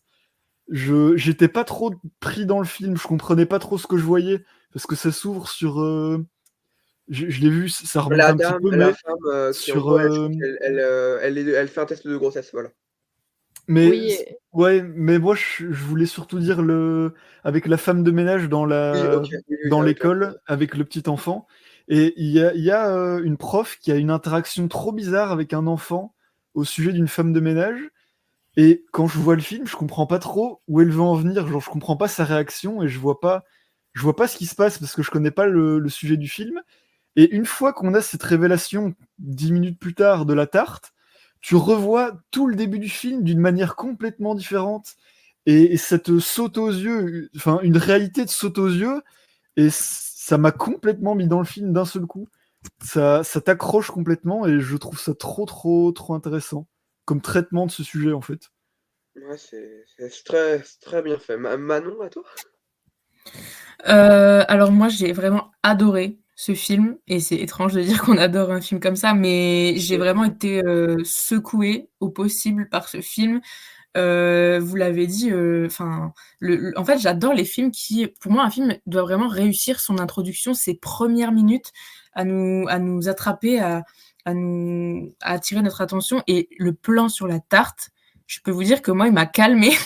Enfin, là, je me suis dit: «Oh purée, je vais voir un film de Pareil. fou là, oser, faire un plan pareil d'entrée de jeu». En fait, enfin, c'est vraiment incomparable, à plusieurs points de vue, mais c'est un peu comme, Il faut sauver le soldat Ryan, vraiment une entrée, ça n'a rien à voir forcément, mais moi, oui, oui. j'adore les films qui m'attrapent dès le début comme ça, qui me disent: «OK, on va parler de ça et ça va être chaud, quoi». Enfin, voilà et ça, j'ai vraiment adoré cette, entrée en matière, en tout cas, cette introduction qui quelque part nous prévient que voilà, ça va pas on va pas rigoler, quoi, ça va pas blaguer et ça a pas manqué puisque après, voilà, le tour de table, vous avez parlé de la tarte, mais je sais plus si vous voyez, un peu cette scène où il y a une dame qui est vraiment, il me semble qu'on est vraiment face à elle et qu'elle parle, elle a des propos ultra antisémites. Elle parle des camps ou elle parle d'un truc, je sais que Oui, oui, elle dit bien un sûr. truc super Mmh mh. choquant et pareil, c'est vraiment dès le début et vraiment, c'est des propos complètement ahurissants et oui, tu le disais, Cohu, il y a tout un panel de je sais on peut pas dire que c'est enfin, il y a quelque part, c'est une secte, un groupe, quelque part, c'est une sororité, même si, Ouais, même c'est si, ça. voilà, Oui, à la vu les sororité. propos, c'est on ne peut plus choquant et il y a tout le panel, donc il y a la punk radicalisée, il y a la boumeuse, il y a la femme au foyer, il y a la raciste, qui poursuit entre guillemets son héritage. Enfin, Il y a vraiment, la il y a, nouvelle il y a- aussi, il y a tout un truc. mais il y a tous les profils. Et en fait, ce que j'ai adoré dans ce film, c'est que c'est vraiment l'horreur, pardon, euh, en barre quelque part. Mais en fait, ce qui est le plus perturbant, c'est que certes, c'est pas une histoire de fantôme, c'est pas une histoire de possession, tout ça. Mais en fait, ce qui est le plus effrayant, c'est que c'est un film on ne peut plus actuel. Et enfin, franchement, tous ceux qui nous écoutent, je vous encourage vraiment à le regarder. En fait, c'est un film hyper important, hyper actuel, avec, Important. avec un enjeu sociologique. Et en fait, on n'en parle pas vraiment, mais enfin, c'est vraiment la thématique du complotisme. Et ça, bah, aux États-Unis, voilà, c'est quelque chose de grandissant. Il y a une ascension importante. En France, malheureusement aussi. Enfin, je pense qu'on a tous vu la vidéo Je ne contracte pas quelque part. Enfin, pour moi, j'ai vraiment relié tous ces phénomènes quelque part qui ont un lien selon moi. Et oui, enfin, je peux comprendre les rires un peu gênants. Enfin, moi, j'étais pétrifiée personnellement, donc je ne riais pas, mais chacun exprime son malaise comme il le peut et comme il le veut. Mais j'ai été dans un état de, de choc. Et d'un côté, j'ai aimé cette satire aussi, cette ironie du sort on est une sororité, machin, on est des femmes quelque part fortes, certes avec des idées scandaleuses, hein. Mais en fait, j'ai adoré, sans trop spoiler, la scène où voilà, elles jouissent entre guillemets de leur liberté qui est innommable, mais en fait après elles en payent les pots cassés. Et j'ai adoré, j'ai trouvé ça très intelligent et critiquable d'ailleurs en même temps, la scène où elles doivent absolument tout ranger et nettoyer. Et Oui. ça, j'ai trouvé ça très risible déjà, parce que voilà, c'est le cliché de la femme qui soit qui est hystérique, qui ne sait pas gérer ses émotions et qui paye les pots cassés, et aussi le cliché de la femme qui doit être au ménage et aucune trace ne doit rester sans trop en dire. Mais moi, j'ai adoré ce reflet, ce retour de bâton quelque part, où vraiment on rit de ces femmes-là, et on peut rire. Enfin voilà, c'était un film qui m'a vraiment choquée, et j'ai adoré le découvrir. Et il faut vraiment que tout le monde voit ce film. Je pense que c'est un film important d'un point de vue sociologique et dans un contexte actuel aussi. Et Voilà. bah, personnellement, il y a un point que vous avez pas abordé, mais que je trouve qui rend le film encore plus terrifiant, c'est le fait que le film banalise ce qu'on voit. Le film banalise. C'est-à-dire qu'en fait, il met les plans, genre notamment la discussion, ça filme comme un film normal. Ça filme pas de façon choquante, ça va pas te faire bon, souvent c'est cliché, aucun film fait ça à part, bon, est-ce qu'il y en a qui font ça, mais waouh, faites pas ça. Genre ça fait pas genre d'un coup des gros plans sur le visage en mode tin et genre, non, non, vraiment le film banalise ce qu'on voit, et je crois que c'est ça le plus terrifiant. C'est-à-dire qu'en fait, tu les suis de façon documentaire limite. Limite, tu es Oui, devant mais un documentaire et c'est banalisé parce qu'elles sont entre elles, en fait. mais oui, c'est Et ça, quand et c'est elles ça ne sont plus entre elles, c'est confronté et c'est perturbé et c'est l'apocalypse, et elles sont complètement hystériques et instables, parce et que je trouve que même la forcément, fin quand en tu n'es vrai, plus même si c'est, même la fin dans la supérette ou dans la maison, je trouve que c'est ultra banalisé à la façon bien évidemment, bon, scénaristiquement, mais je trouve quand même que vu qu'on est de leur point de vue à elles, c'est très, très, bah, en fait, globalement, tu c'est documentaire, ouais, comme je disais, Oui, ça fait les très actrices sont documentaire, ouais. excellentes aussi là-dedans. Elles arrivent vraiment à faire vivre les trucs. Il y a notamment, j'ai plus son nom, mais elle a joué dans un film qui est pas sorti en France, mais que je crois d'ailleurs qui était au Grindhouse Paradise, si je ne dis pas de bêtises, ça s'appelait Candyland. Non, il n'était pas au OK, Grindhouse, celui-là. tu l'as pas. Mais, c'est Olivia Luccardi, voilà, qui a aussi joué dans It Follows. Elle a joué le rôle d'une des amies, je crois, Ah! de Maïka Ouais. Mon voilà, elle a joué le rôle d'une des amies de Maïka Monroe, mais du coup, qui est vraiment une excellente actrice, de ces dernières années, que j'ai vu que en 3-4 films, mais voilà. Mais en fait, elles arrivent vraiment à donner une performance très, très juste, toutes les actrices. Il y a aussi Stéphanie Estef qui est dans le rôle principal. Mmh. Eleonora Pienta, Dana Milican qui me dit quelque chose elle aussi. Oui, elle a joué dans Pig, et cetera. Ouais, Et en Olivia fait Luccardi, elle était terrifiante, elle était vraiment oui, excellente ah et bah, terrifiante. en fait, elle, c'est je crois qu'elle joue la nouvelle, en gros, grosso modo, un peu la nouvelle du groupe, et en fait, Ouais, tu vois on la qu'elle voit se pas arriver du tout, en fait. ouais, qu'elle se radicalise ultra, waouh, Elle c'est pour moi, s'adapte bien, cette petite. c'est ça. Ouais, un espoir finalement. Mais, ah oui, vraiment, ce film est assez vous avez tout dit, en fait, c'est assez compliqué de dire une chose en plus, mais voilà, juste le réalisme du film, rend le truc encore plus, perturbant. Et D'ailleurs, je Oui, oui? pardon. Je voulais aussi, rajouter que, il y a aussi ce truc de, En fait, toutes les femmes là qui sont, dans cette, sororité, on va dire, elles ont toutes entre guillemets, alors je prends des très gros guillemets, une raison pour, agir comme ça, en fait. Par exemple, il y a une des femmes qui s'est fait, qui a eu un problème à son travail. Je sais plus si elle s'est fait virer ou quelque chose Ah comme ça, ou elle devait avoir une promotion et finalement oui, c'est une une, augmentation, ouais. ouais, voilà, et finalement c'est une personne, racisée qui l'a eu, Ouais, et la en fait, façon dont elle l'amène, c'était ouais, voilà, et je trouve ça aussi super intéressant parce qu'en fait tout ce qu'elle nous dit, enfin, il y a beaucoup de raisons qu'elles nous disent, en fait, c'est des raisons un peu, sociétales, en fait. C'est, bon, je veux pas dire que c'est la faute du capitalisme, mais c'est un peu, en fait, c'est des raisons, mais des raisons où c'est la faute de l'État et pas des, personnes, racisées qui n'ont rien fait, et en fait, elles exposent tous leurs problèmes, et je trouve ça fou qu'elles décident tous de converger vers un même, vers une même victime, vers une même, tête de turc, en fait, et j'ai trouvé ça aussi, intéressant. Voilà. ensuite, nous allons passer à, toi, Manon, avec, un film que je trouve vraiment excellent, Lord of Salem. Je te laisse en parler.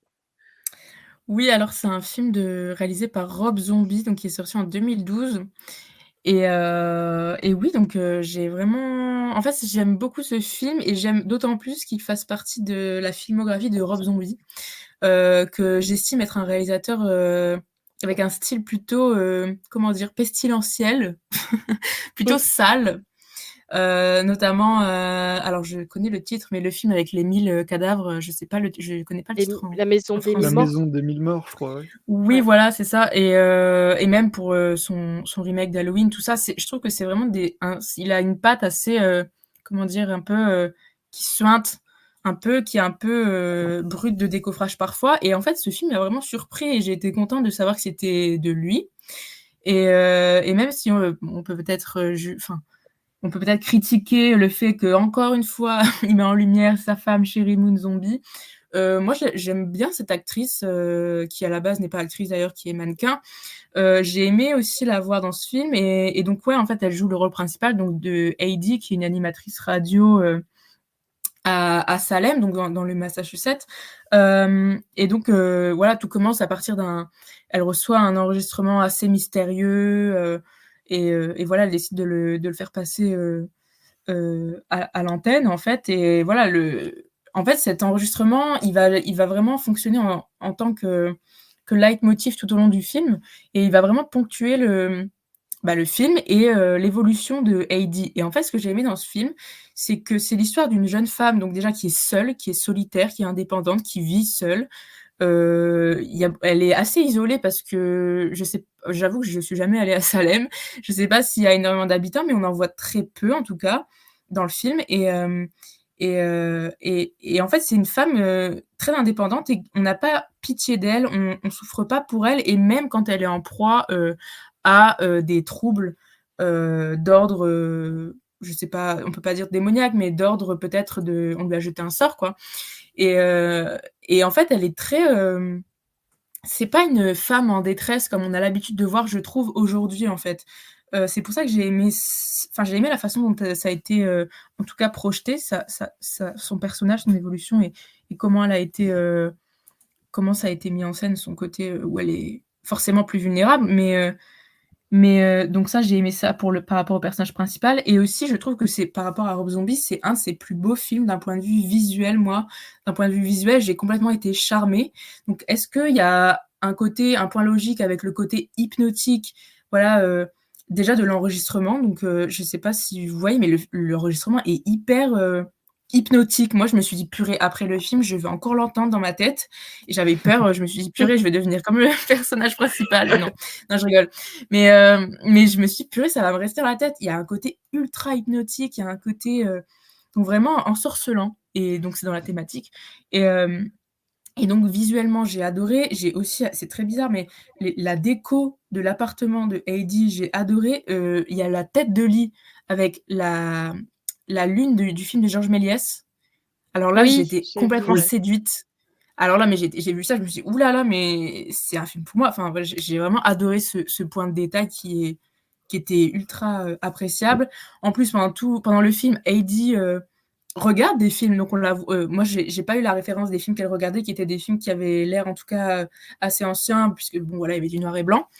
Mais je les ai pas reconnus. Mais voilà, il y a quelque part une mise en abîme d'un patrimoine cinéma enfin moi ça m'a fait vraiment plaisir. Et donc peut-être que voilà, il y a un petit truc d'identification avec ce personnage qui m'a séduite, et le film aussi d'ailleurs.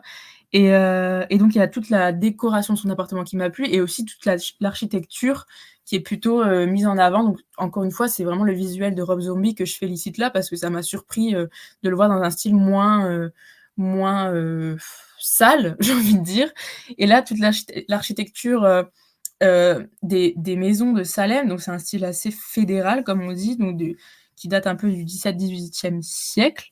Et ouais, moi, ça m'a vraiment séduite, et l'histoire est plutôt intéressante. Je dirais pas que tout est parfait, mais moi, ça m'a séduite. Et d'ailleurs, j'invite tout le monde à le regarder. Et par ailleurs, j'ai été super étonnée, et je crois que c'est ma critique Letterboxd, mais il y a un personnage donc, qui est interprété par Patricia Quinn, qui est une actrice phare de The Rocky Horror Picture Show, donc qui est dans le film. Et en fait, en vieillissant, elle ressemble étrangement à Elisabeth Lévy, mais c'était très frappant. Donc rien que pour ça, mais je vous jure, je regardais le film, donc j'étais vraiment dedans, dans l'ambiance. Et là, je me dis, mais attendez, il y a quelqu'un qui ressemble à Elisabeth Lévy, mais comme deux gouttes d'eau. Et en fait, c'est Patricia Quinn qui, bon voilà, avec le temps, je sais pas, ressemble étrangement à Elisabeth Lévy. Mais en tout cas, voilà, le film est vraiment... j'ai adoré ce film, et voilà, il y a un côté hypnotique et ensorcelant que j'ai vraiment beaucoup aimé. D'accord, et Voilà. ben, à toi, Métabêche, qu'en as-tu pensé? Elle a absolument tout dit, mais elle l'a très bien dit. Je suis d'accord, et j'ai aussi un affect particulier avec Rob Zombie, parce que c'est un peu avec lui que j'ai découvert le cinéma d'horreur, j'ai l'impression. Mon premier film Halloween, c'est le Halloween de Rob Zombie que j'ai vu en Moi salle, aussi. et j'ai été absorbé par le truc, le traitement qu'il donne à Michael Myers. Enfin, c'est pas le sujet, mais j'aime trop son traitement d'Halloween, et c'est un peu avec ça que je suis tombé dans son univers, dans son esthétique. Tu parlais des décors et de l'aspect un peu cracra qu'il a souvent, que j'aime beaucoup. Et c'est vrai qu'il est fort, et on sent qu'il aime bien le cinéma, il aime bien ce qu'il fait, et il prend du plaisir à le faire. Les références cinéma qu'il met un peu partout, même en allant jusqu'à les décors, même pas juste en les plaçant à la télé, mais c'est super agréable de voir ça. On sait qu'il aime bien ce qu'il fait, et il le fait bien. Et j'aime bien aussi sa façon de faire de l'horreur, avec des apparitions brèves qu'on mentionne pas. Je crois que vers le début du film, la personnage principale est dans sa cuisine, et on a sur un éclair, je crois, un corps gigantesque qui est dans un coin de sa cuisine et qui la regarde. Ouais. Ah oui, oui, Et oui. j'ai vraiment été ultra surpris par ce truc, ça m'a complètement chopé. Et c'est le genre de truc que j'aime beaucoup, que mettre des éléments d'horreur en arrière-plan qui ils vont nulle part, juste ils sont là pour te faire peur, et si tu les vois, t'as peur, et c'est tant mieux pour toi.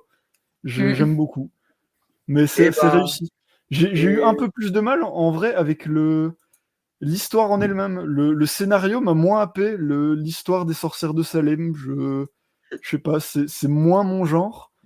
Mais ça a été rattrapé par tous les décors et la bande son. La bande son, c'est vrai que tu l'avais dit, mais c'est un oh truc de bah, fou, hein. la DA est Mmh. super Oh là bien là. gérée, la bande originale aussi, d'ailleurs. Qu'en as-tu pensé, Koyu? Moi, j'ai beaucoup aimé, aussi. Moi, c'était mon premier film, Rob Zombie. Donc c'est un bon premier film pour moi. J'ai beaucoup aimé en fait, moi j'adore tout ce qui est un peu, esthétique, un peu entre guillemets, «sale», glauque un peu.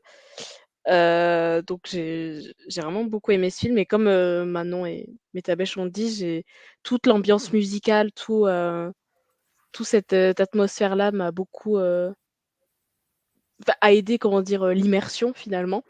Et je trouve qu'il y a un peu un côté, je sais pas, je crois qu'il y a pas de date exacte où se passe le film, enfin, c'est juste à notre époque, mais je trouve qu'il y a vraiment une vibe, très vintage surtout dans les costumes, de Heidi, enfin ses vêtements ou même, la vibe, en général du film. J'ai l'impression que ça fait plus un film, années 90 ou quelque chose comme ça Ouais, complètement. et et ça, j'ai beaucoup aimé aussi, ce traitement et et même je trouve le film super, esthétique. Enfin à la fin, dans la salle, pas la salle d'orchestre, mais la salle de spectacle et cetera. Il y a Enfin, une vraiment direction artistique. Ouais, voilà, il y a une super direction artistique et mais comme je dirais comme Metabêche, pour moi, c'est plus le scénario qui m'a fait, un peu baisser la note, Letterboxd.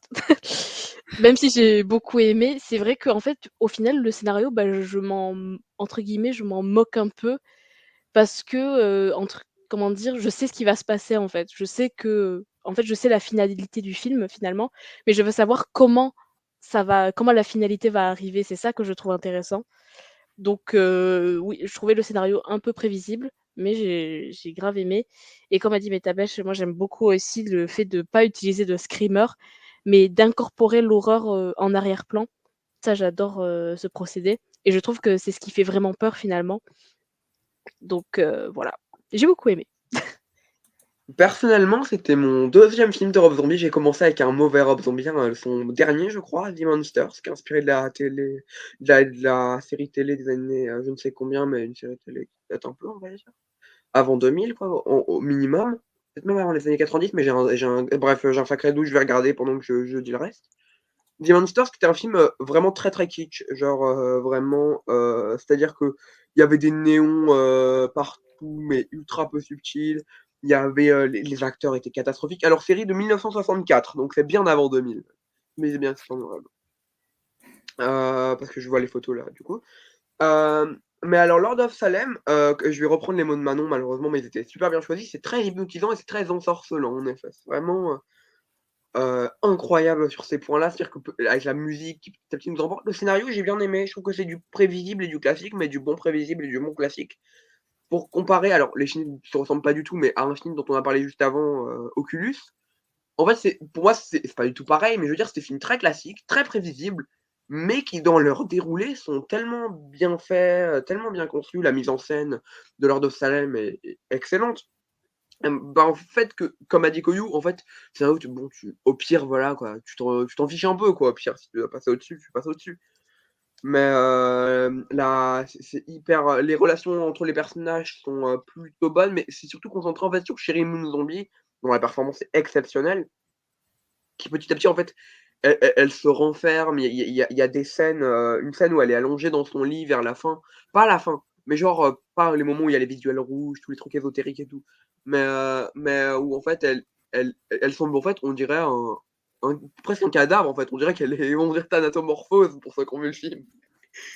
Mais voilà et il y en a, je sais qu'il y en a quoi qui avaient vraiment adoré ce film et moi je l'ai pas adoré à cause peut-être le film est un peu trop froid, par exemple. Je trouve que le film est un peu froid, c'est partie de l'atmosphère et cetera, mais le film est un peu froid. Je sais pas ce que vous en pensez à ce niveau-là? Le film est, je sais pas, un peu froid. J j'aurais pas dit froid, non. Ça fait partie de Je sais l'ambiance, je pense. Ça fait partie de l'ambiance, ça fait partie du jeu un peu. Mais et en fait, comme c'est très, très hypnotisant, on est vite phagocyté en fait par le récit de malédiction grosso modo qu'on nous offre. Et non, moi, mention vraiment spéciale pour la fin, qui part totalement, dans sa DA, dans le visuel Mmh. onirique et tout, mais Mmh mh. c'est Ouais. incroyable. Et bon, ça voilà. Personne a quelque chose à rajouter sur le film? Non, Moi c'est pas bon. personnellement.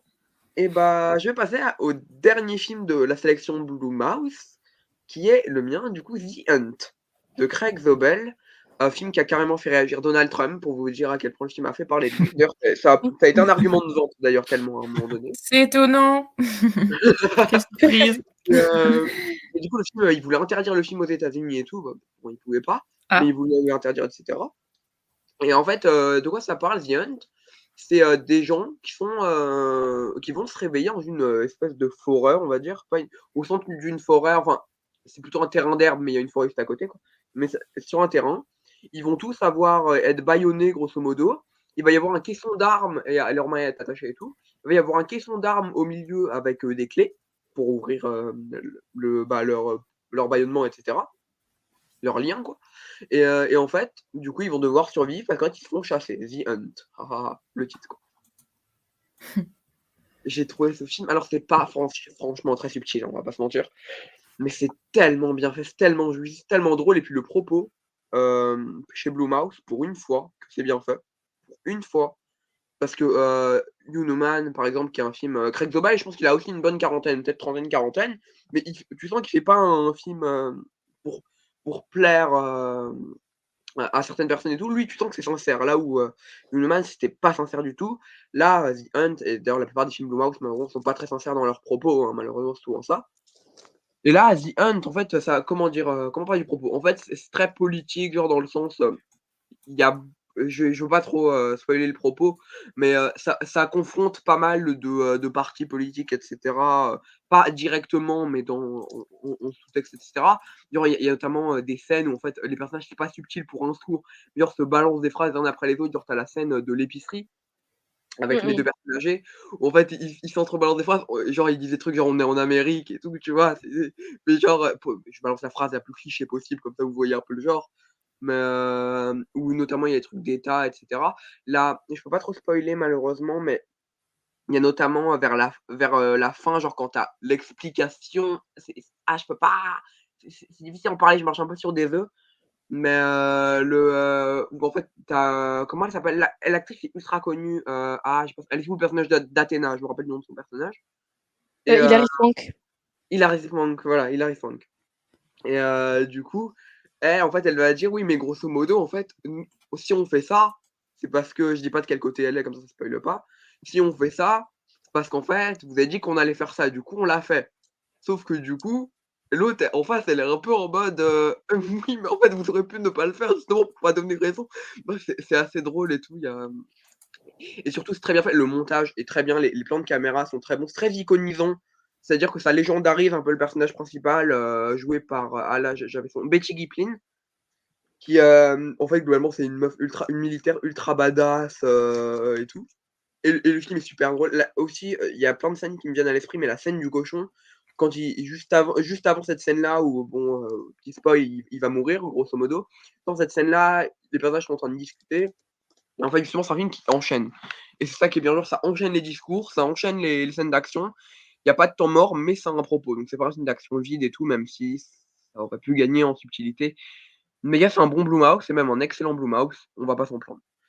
Mais Tabech, qu'est-ce que tu penses de ce film?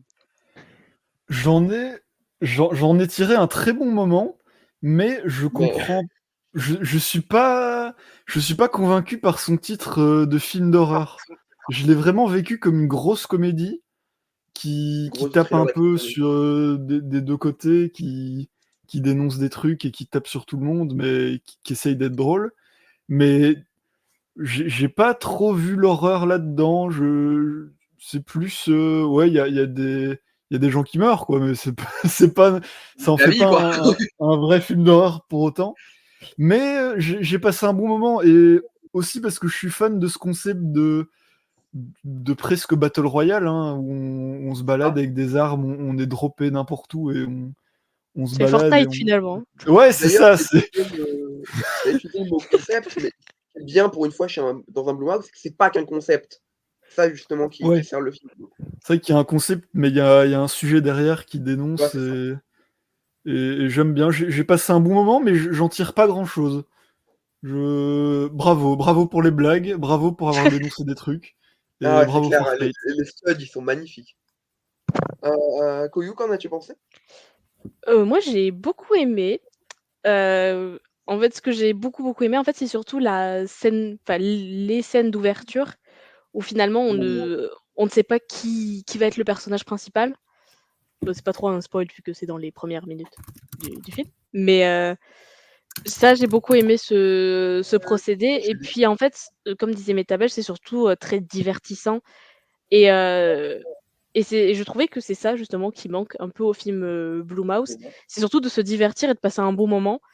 Parce que bon, même si c'est sur fond un peu, pas dramatique, mais enfin, c'est pas forcément drôle ce qui se passe, mais tu as quand même, oui, cet humour un peu et puis, tu passes un bon moment, tu t'ennuies pas surtout parce Oui, que ce j'ai que je trouvé disais, que le montage est très, ouais, voilà, frénétique.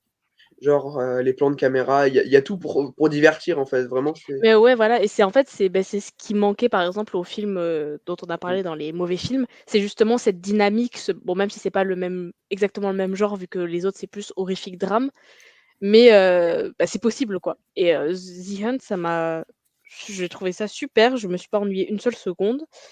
Je n'étais pas sur mon téléphone, ce qui est rare, devant un film, dans ma chambre. Et ouais, et puis j'adore, Hilary Swank, donc j'étais contente de la retrouver, et même, l'actrice principale aussi, je la trouve super, Ah charismatique. oui, ces mimiques sont hilarantes. Ouais, ouais, et c'est pas et ce que j'aime bien, c'est qu'on tombe pas dans le cliché, justement, parce qu'on pourrait tomber dans ce cliché Ça pourrait, de hein, c'est jamais ouais. très long d'ailleurs, mais ça le fait jamais. Dans ce truc de femme, bad girl là, badass, qui tape tout le monde, nani nanana. Si Il on y peut s'attendre un a peu dedans quand même, si on parle de ce On est un truc-là. peu, mais vu que c'est bien géré, je trouve que ça c'est pas dérangeant, en fait. Parce que on a beaucoup ce truc, surtout au début des années 2000, et cetera, par exemple, genre dans la première saga Resident Evil ou des choses comme ça, où on a vraiment ce cliché de la meuf, un peu sexy, qui se bat, qui fait que se battre et qui est badass, et cetera, où c'est un peu, lourd. Là, je trouve que vu que c'est à peu près bien fait et vu que c'est un peu sur le ton de l'humour finalement, ça passe beaucoup mieux, et heu et voilà, j'ai, bien apprécié ce film. Merci pour la découverte. Voilà. De rien. Manon, qu'en as-tu pensé? Alors moi, je suis pas du tout d'accord avec un point que vous avez, Ah, soulevé. C'est, j'ai pas du tout été, en tout cas moi, réceptive, au personnage principal, donc Crystal, qui je trouve, en fait, il y a vraiment un décalage avec, c'est ce que je disais tout à l'heure, l'entrée en matière, donc les 1res minutes du film qui sont vraiment, très dynamiques, voilà, le côté battle royale, Hunger Games, et on sait pas, sur quel regard fixer notre attention puisque bon, voilà, sans spoiler, voilà, il y a des événements qui font que. Et mais en fait, oui, donc il y a ce côté-là où il y a un côté instable et il y a le côté stabilité avec ce personnage qui, moi, m'a pas convaincue. En fait, le côté badass, j'ai pas aimé. Ça a pas pris, en tout cas chez moi, ce côté-là. Donc en fait, quand on est passé à l'intrigue, finalement principale, où voilà, il y a tout un cheminement, où voilà, l'héroïne, enfin le personnage principal veut régler ses comptes, quoi, sans trop en dire. Enfin, ça a pas pris. Donc finalement, ça, j'ai pas aimé. Mais je trouve que le film est très original et très. Enfin, je trouve il est vraiment sujet à discussion, en tout cas, parce que le film, enfin le début, en tout cas, surtout, moi, je savais pas, pareil, je le catégorise pas vraiment comme un film d'horreur. Il y a un côté très comique et un côté on ne peut plus spoof movie. Pourquoi? Parce qu'en plus, ils ont embauché Ike Barinholtz, qui est un visage, enfin moi je l'ai reconnu tout de suite. Quand je l'ai vu, je me suis dit, mais attendez, le mec c'est un abonné des spoof movies, donc que ce soit dans Disaster, des films plus connus comme Disaster Et Movie. il joue qui, rappelle-moi, dans le film? Parce que je crois qu'il Alors, sans il joue spoiler, c'est le Gary, mec non? qui rentre dans ouais, l'épicerie, c'est le premier qui rentre, dans le groupe Ah des OK, oui, trois, OK, un ouais, brun ouais, un peu. non, je je vois. pensais pas au même, Ouais. mais je vois parfaitement c'est qui, ouais. Ah OK. Mais du coup, c'est un visage, vraiment connu des spoof movies. Quand je l'ai vu, je me suis dit: «OK, on prend quelle direction là? Ça va être, drôle». Enfin, je savais plus trop, quoi penser. En plus, juste avant, on a vu Emma Roberts, donc je me ouais, disais: «Mais c'est vrai. attendez, Oui, je ne je vais spoiler un peu, mais ils l'ont éliminé trop vite. C'est ça qui est non bien, ils mais ont là, mis sur son non personnage. mais C'est ça qui est bien. c'était très choquant». En fait, ça m'a choquée. Je me suis dit: «Elle a vraiment accepté ce contrat-là?» Oui. Enfin, c'était vraiment Oui, c'est choquant. dingue. Ça m'a choqué Et aussi. il y a même Ethan Suplee, donc je sais pas si vous voyez, Oui, mais oui, c'est, oui, oui, c'est qui le l'acteur, double, voilà, de American History X, que vraiment j'adore cet acteur. Et quand je l'ai vu aussi, je me suis dit: «OK, bon, il y a tout un méli-mélo d'acteurs et d'actrices où vraiment je sais pas trop où ils veulent en venir et c'est un peu ubuesque qu'ils aient accepté de signer des contrats, mais bon, qu'importe». non, mais ils ont raison. Tu peux exceller, en tant que dans un second rôle, hein, tout est possible, hein, au cinéma, j'imagine. Encore faut-il avoir l'ego qui va avec, mais voilà, ou pas d'ailleurs. Et donc il y a un côté spoof movie, mais il y a un côté aussi, moi j'ai pensé à Black Mirror à fond, Ouais, où je un me peu, ouais.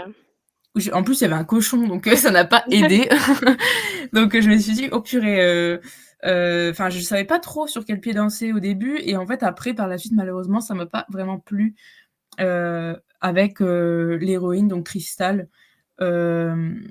Et en fait, oui, donc c'est qu'une question de dynamisme, de rythme, et surtout, en fait, avec l'idée d'avoir engagé dès le début une frénésie, en fait, tout simplement, et après la casser avec quelque chose de plus stable, avec une intrigue qui est escalée, quoi. Voilà. Eh ben, ce n'est pas la fin du podcast. Je pensais que le podcast aurait duré plus longtemps. C'est pour ça Ah. d'ailleurs que ce n'est pas la fin. Alors, je vous propose que chacun d'entre nous recommande un film. Pas Blue Mouse, mais un film, si cela vous va. Oula, OK. Oh purée! Je vais commencer comme ça, vous avez le temps de Ouais, réfléchir, voilà. etc. Du coup, moi, je vais vous proposer Thirst, mon accent anglais magnifique comme d'habitude, de Park Chan-wook. Film du coup de 2009, un film d'horreur coréen qui du coup nous conte l'histoire d'un homme, un prêtre, qui va aller dans un programme en gros d'aide. En gros, je crois que c'est des tests, etc., analyses et tout, pour globalement aider justement les personnes qui sont atteintes d'une maladie. Du coup, on va leur donner la maladie et le vaccin. C'est le seul qui va survivre. Sauf qu'il va survivre en devenant un vampire. Il va rencontrer une femme, etc. Il va découvrir des choses moins catholiques, on va dire. Donc, Thirst de Park Chan-wook. Alors, Park Chan-wook, grand réalisateur, je vais faire l'affront de vous le présenter quand même. Old Boy, Mademoiselle, She Want to Live, Le Mauvais Stalker, l'esthétique, Sympathie pour Mr. Vengeance, etc. Et Thirst, c'est un film super beau, déjà, c'est très étonnant, mais c'est pas un film qui va aller dans l'horreur, ça va dans le gore, ok. Ça va dans le gore, l'horreur, l'humour noir. C'est un film très beau d'un autre côté, parfois très mignon avec ses personnages. Mignon, bon, le terme est spécial, on va dire, quand t'as vu le film. Et en fait, petit à petit, ça va aller dans quelque chose de beaucoup plus noir, de beaucoup plus sombre, notamment quand un autre personnage va devenir un vampire. Et en fait, à ce moment-là, genre, ça part dans une histoire de détachement, etc. Et ce que j'aime beaucoup, ils savent faire ça les Coréens, mais de façon superbe. Sympathie for Mr. Vengeance, qui est un autre film de Park Chan-wook que j'ai découvert assez récemment. Et puis il y a beaucoup l'humour noir aussi. Mais pour ceux qui ont vu le film, la scène de la mère sur le fauteuil, quand elle bouge ses yeux. Cette scène, elle est hilarante, mais elle est glaçante à la fois. Non, vraiment, c'est un film que je trouve très poétique. Et avec Song Kang-ho, qui est une grande des têtes du cinéma coréen, actuel du moins. Enfin, surtout maintenant qu'on le connaît, malheureusement. Mais bon, je pense qu'après, surtout depuis les années 2000, qu'il est très actif. S'il y a eu d'autres films dans les années 90 et tout, mais enfin bref. Mais du coup, voilà, c'est un film que je conseille, qui est disponible sur Shadows, je crois, qui est disponible sur Univers Ciné, sur Amazon, il est disponible en support physique, et je crois qu'il va... Non, pardon, il va pas ressortir, j'ai confondu avec les 3 autres par Shadows. Donc si quelqu'un a un film à recommander ici, vous pouvez le faire, on va pas donner chacun son avis, parce que sinon ce serait trop long. Mais voilà, si quelqu'un a un film dans vous trois. Moi, j'en ai un que c'est un film que Koyu m'a conseillé il y a longtemps et qui m'a extrêmement marqué et que j'ai adoré, c'est Who Can Kill a Child, donc en français, Qui peut tuer un enfant. C'est un film Les Révoltés dans espagnol. Italien. Moi, j'ai mis italien. C'est Les Révoltés de l'an 2000, je crois, en français, par contre. Oui, c'est Les Ah Révoltés ouais de l'an 2000, mais Ah, c'est ok. italien. Espagnol. donc, je crois, je Non, suis presque- c'est Ouais, italien. La- Ah ouais le titre en VO, c'est en espagnol en tout cas. Ah, bah, Il me excusez-moi. semble que c'est espagnol. Je Oui, Mais oui, ça c'est vrai l'est. que c'est les révoltés de l'an 2000 en français.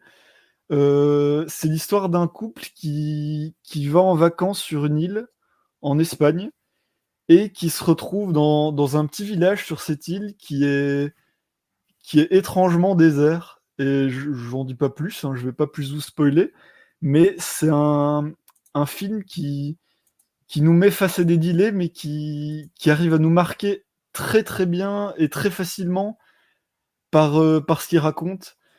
Ça peut être semblable au film les Enfants du maïs, je crois, inspiré d'une nouvelle The de Children. Stephen King. Oui. Ouais, Children of the Corn, c'est ça. C'est un peu le même principe, vite fait, hein, mais pour avoir une idée, c'est peut-être plus connu, donc ça parlera peut-être plus aux gens.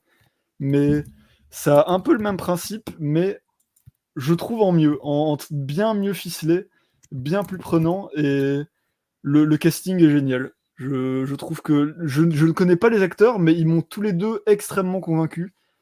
Et il faut le voir. Il faut absolument le voir. C'est trop trop bien.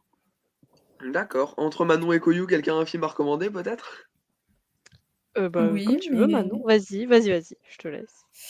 très rapidement, ouais, moi je recommande Le Vourdalac d'Adrien Beau, qui est un film français qui est sorti en fin d'année 2023, il me semble, hein.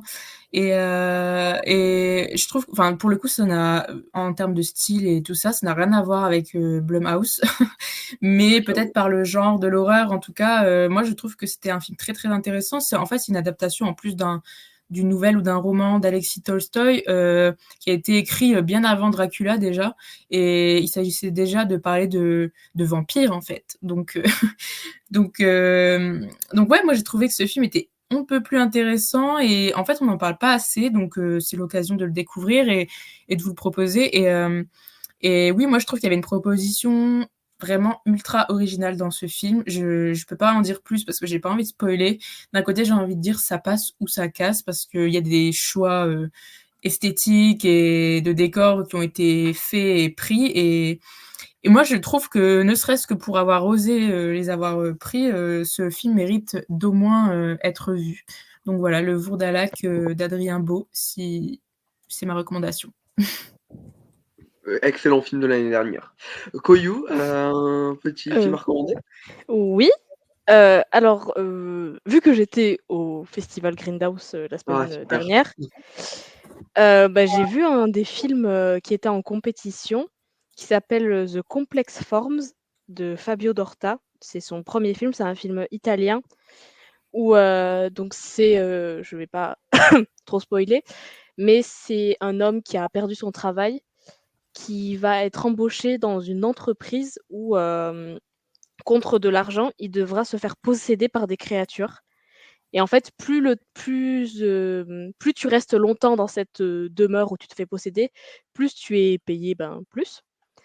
Et en fait, ce qui m'a surtout marqué dans ce film, c'est surtout en fait, le design des créatures, parce qu'il y a un côté très Lovecraftien, pardon, très Lovecraft, très mythologique. En fait, pendant la séance, en fait, c'était en présence du réalisateur. Du coup, le réalisateur a pu expliquer qu'en fait, il s'était aussi inspiré d'architecture baroque pour créer ces créatures, etc. Et j'ai trouvé vraiment super bien faite. On a aussi un super bon travail du son, le son des créatures, les sons environnants, parce que les créatures apparaissent juste après un orage. Donc, à chaque fois que tu entends un orage, tu sais, tu as peur de ce qui va se passer. Et aussi, ce qui est intéressant, c'est que le film est en noir et blanc. Donc, et je trouve que ça marche super bien. Surtout, toujours avec les créatures qui ressortent vachement mieux, je trouve. Et ce qui est intéressant aussi de dire, c'est que les acteurs, en fait, aucun, à part l'acteur principal, ce ne sont pas des acteurs professionnels. C'est juste des gens que le réalisateur a trouvés. Et je trouve qu'ils font un super bon taf. On s'attache très très vite aux personnages qui sont super touchants, qui sont tous venus dans cette entreprise pour des raisons différentes. C'est toujours un peu des raisons entre guillemets sociétales, enfin le chômage, la maladie, la mort d'un être cher, etc. Et j'ai beaucoup, beaucoup aimé ce film. Bon, malheureusement, il n'a pas gagné, mais c'est pas grave. Et voilà. Donc, je pense qu'il n'est pas encore sorti. Je pense qu'il va bientôt sortir. Mais je ne sais pas où. Je sais sûr qu'il n'y aura pas de date en France. Enfin, je pense pas qu'il va sortir en salle en France, mais peut-être sur Shadows ou autre part. Je ne sais pas. Mais voilà. Ou qu'il était partenaire du festival, si je dis pas de bêtises. Oui, oui, En plus, voilà. il y a Donc, Curtain Quiet qui était aussi partenaire l'année dernière, donc tout est lié. Donc peut-être qu'on l'aura. peut-être qu'on l'aura sur Shadows, peut-être. On Et va croiser voilà. les doigts pour ceux qui n'étaient pas au Grindhouse. Alors, bon, c'est la fin de ce podcast. Je l'ai un peu allongé, voilà. Mais c'est donc la fin. Hein, Blumhouse, du coup, société de production bonne ou mauvaise, je vais juste vous laisser dire un mot vite fait. Mais ta bêche, en un mot, une phrase, grosso modo. Courage pour la suite, Blumhouse. Tu peux le faire, vas-y. Koyu. Un bon fast-food, mais des fois, un peu trop, des fois, il faut manger healthy. Il faut arrêter le fast-food des fois. Voilà. Maintenant. Moi, je dirais simplement business is business. C'est Voilà. exactement ça. Je vais même pas faire ma phrase, elle est tout bien dit. C'est la fin de ce premier podcast de l'Inquiétante Étrangeté. N'hésitez pas à nous dire ce que vous en avez pensé sur les réseaux sociaux, et surtout que le compte Twitter de l'Inquiétante... Il y a un compte Twitter de l'Inquiétante Étrangeté qui du coup va être partagé sur mes réseaux sociaux et les vôtres peut-être. A priori, je prépare déjà des prochains épisodes, notamment un sur les comédies noires, peut-être. Au plaisir de revoir Métabèche, Koyo et Manon, peut-être un jour ici, et je pense que ça se fera forcément. Je vous souhaite Yes. une très bonne soirée, une très bonne journée, je ne sais pas, dépend de l'heure à laquelle vous écoutez ce podcast. Bonne C'était soirée. Morte Méga pour l'Inquiétante Étrangeté. Salut!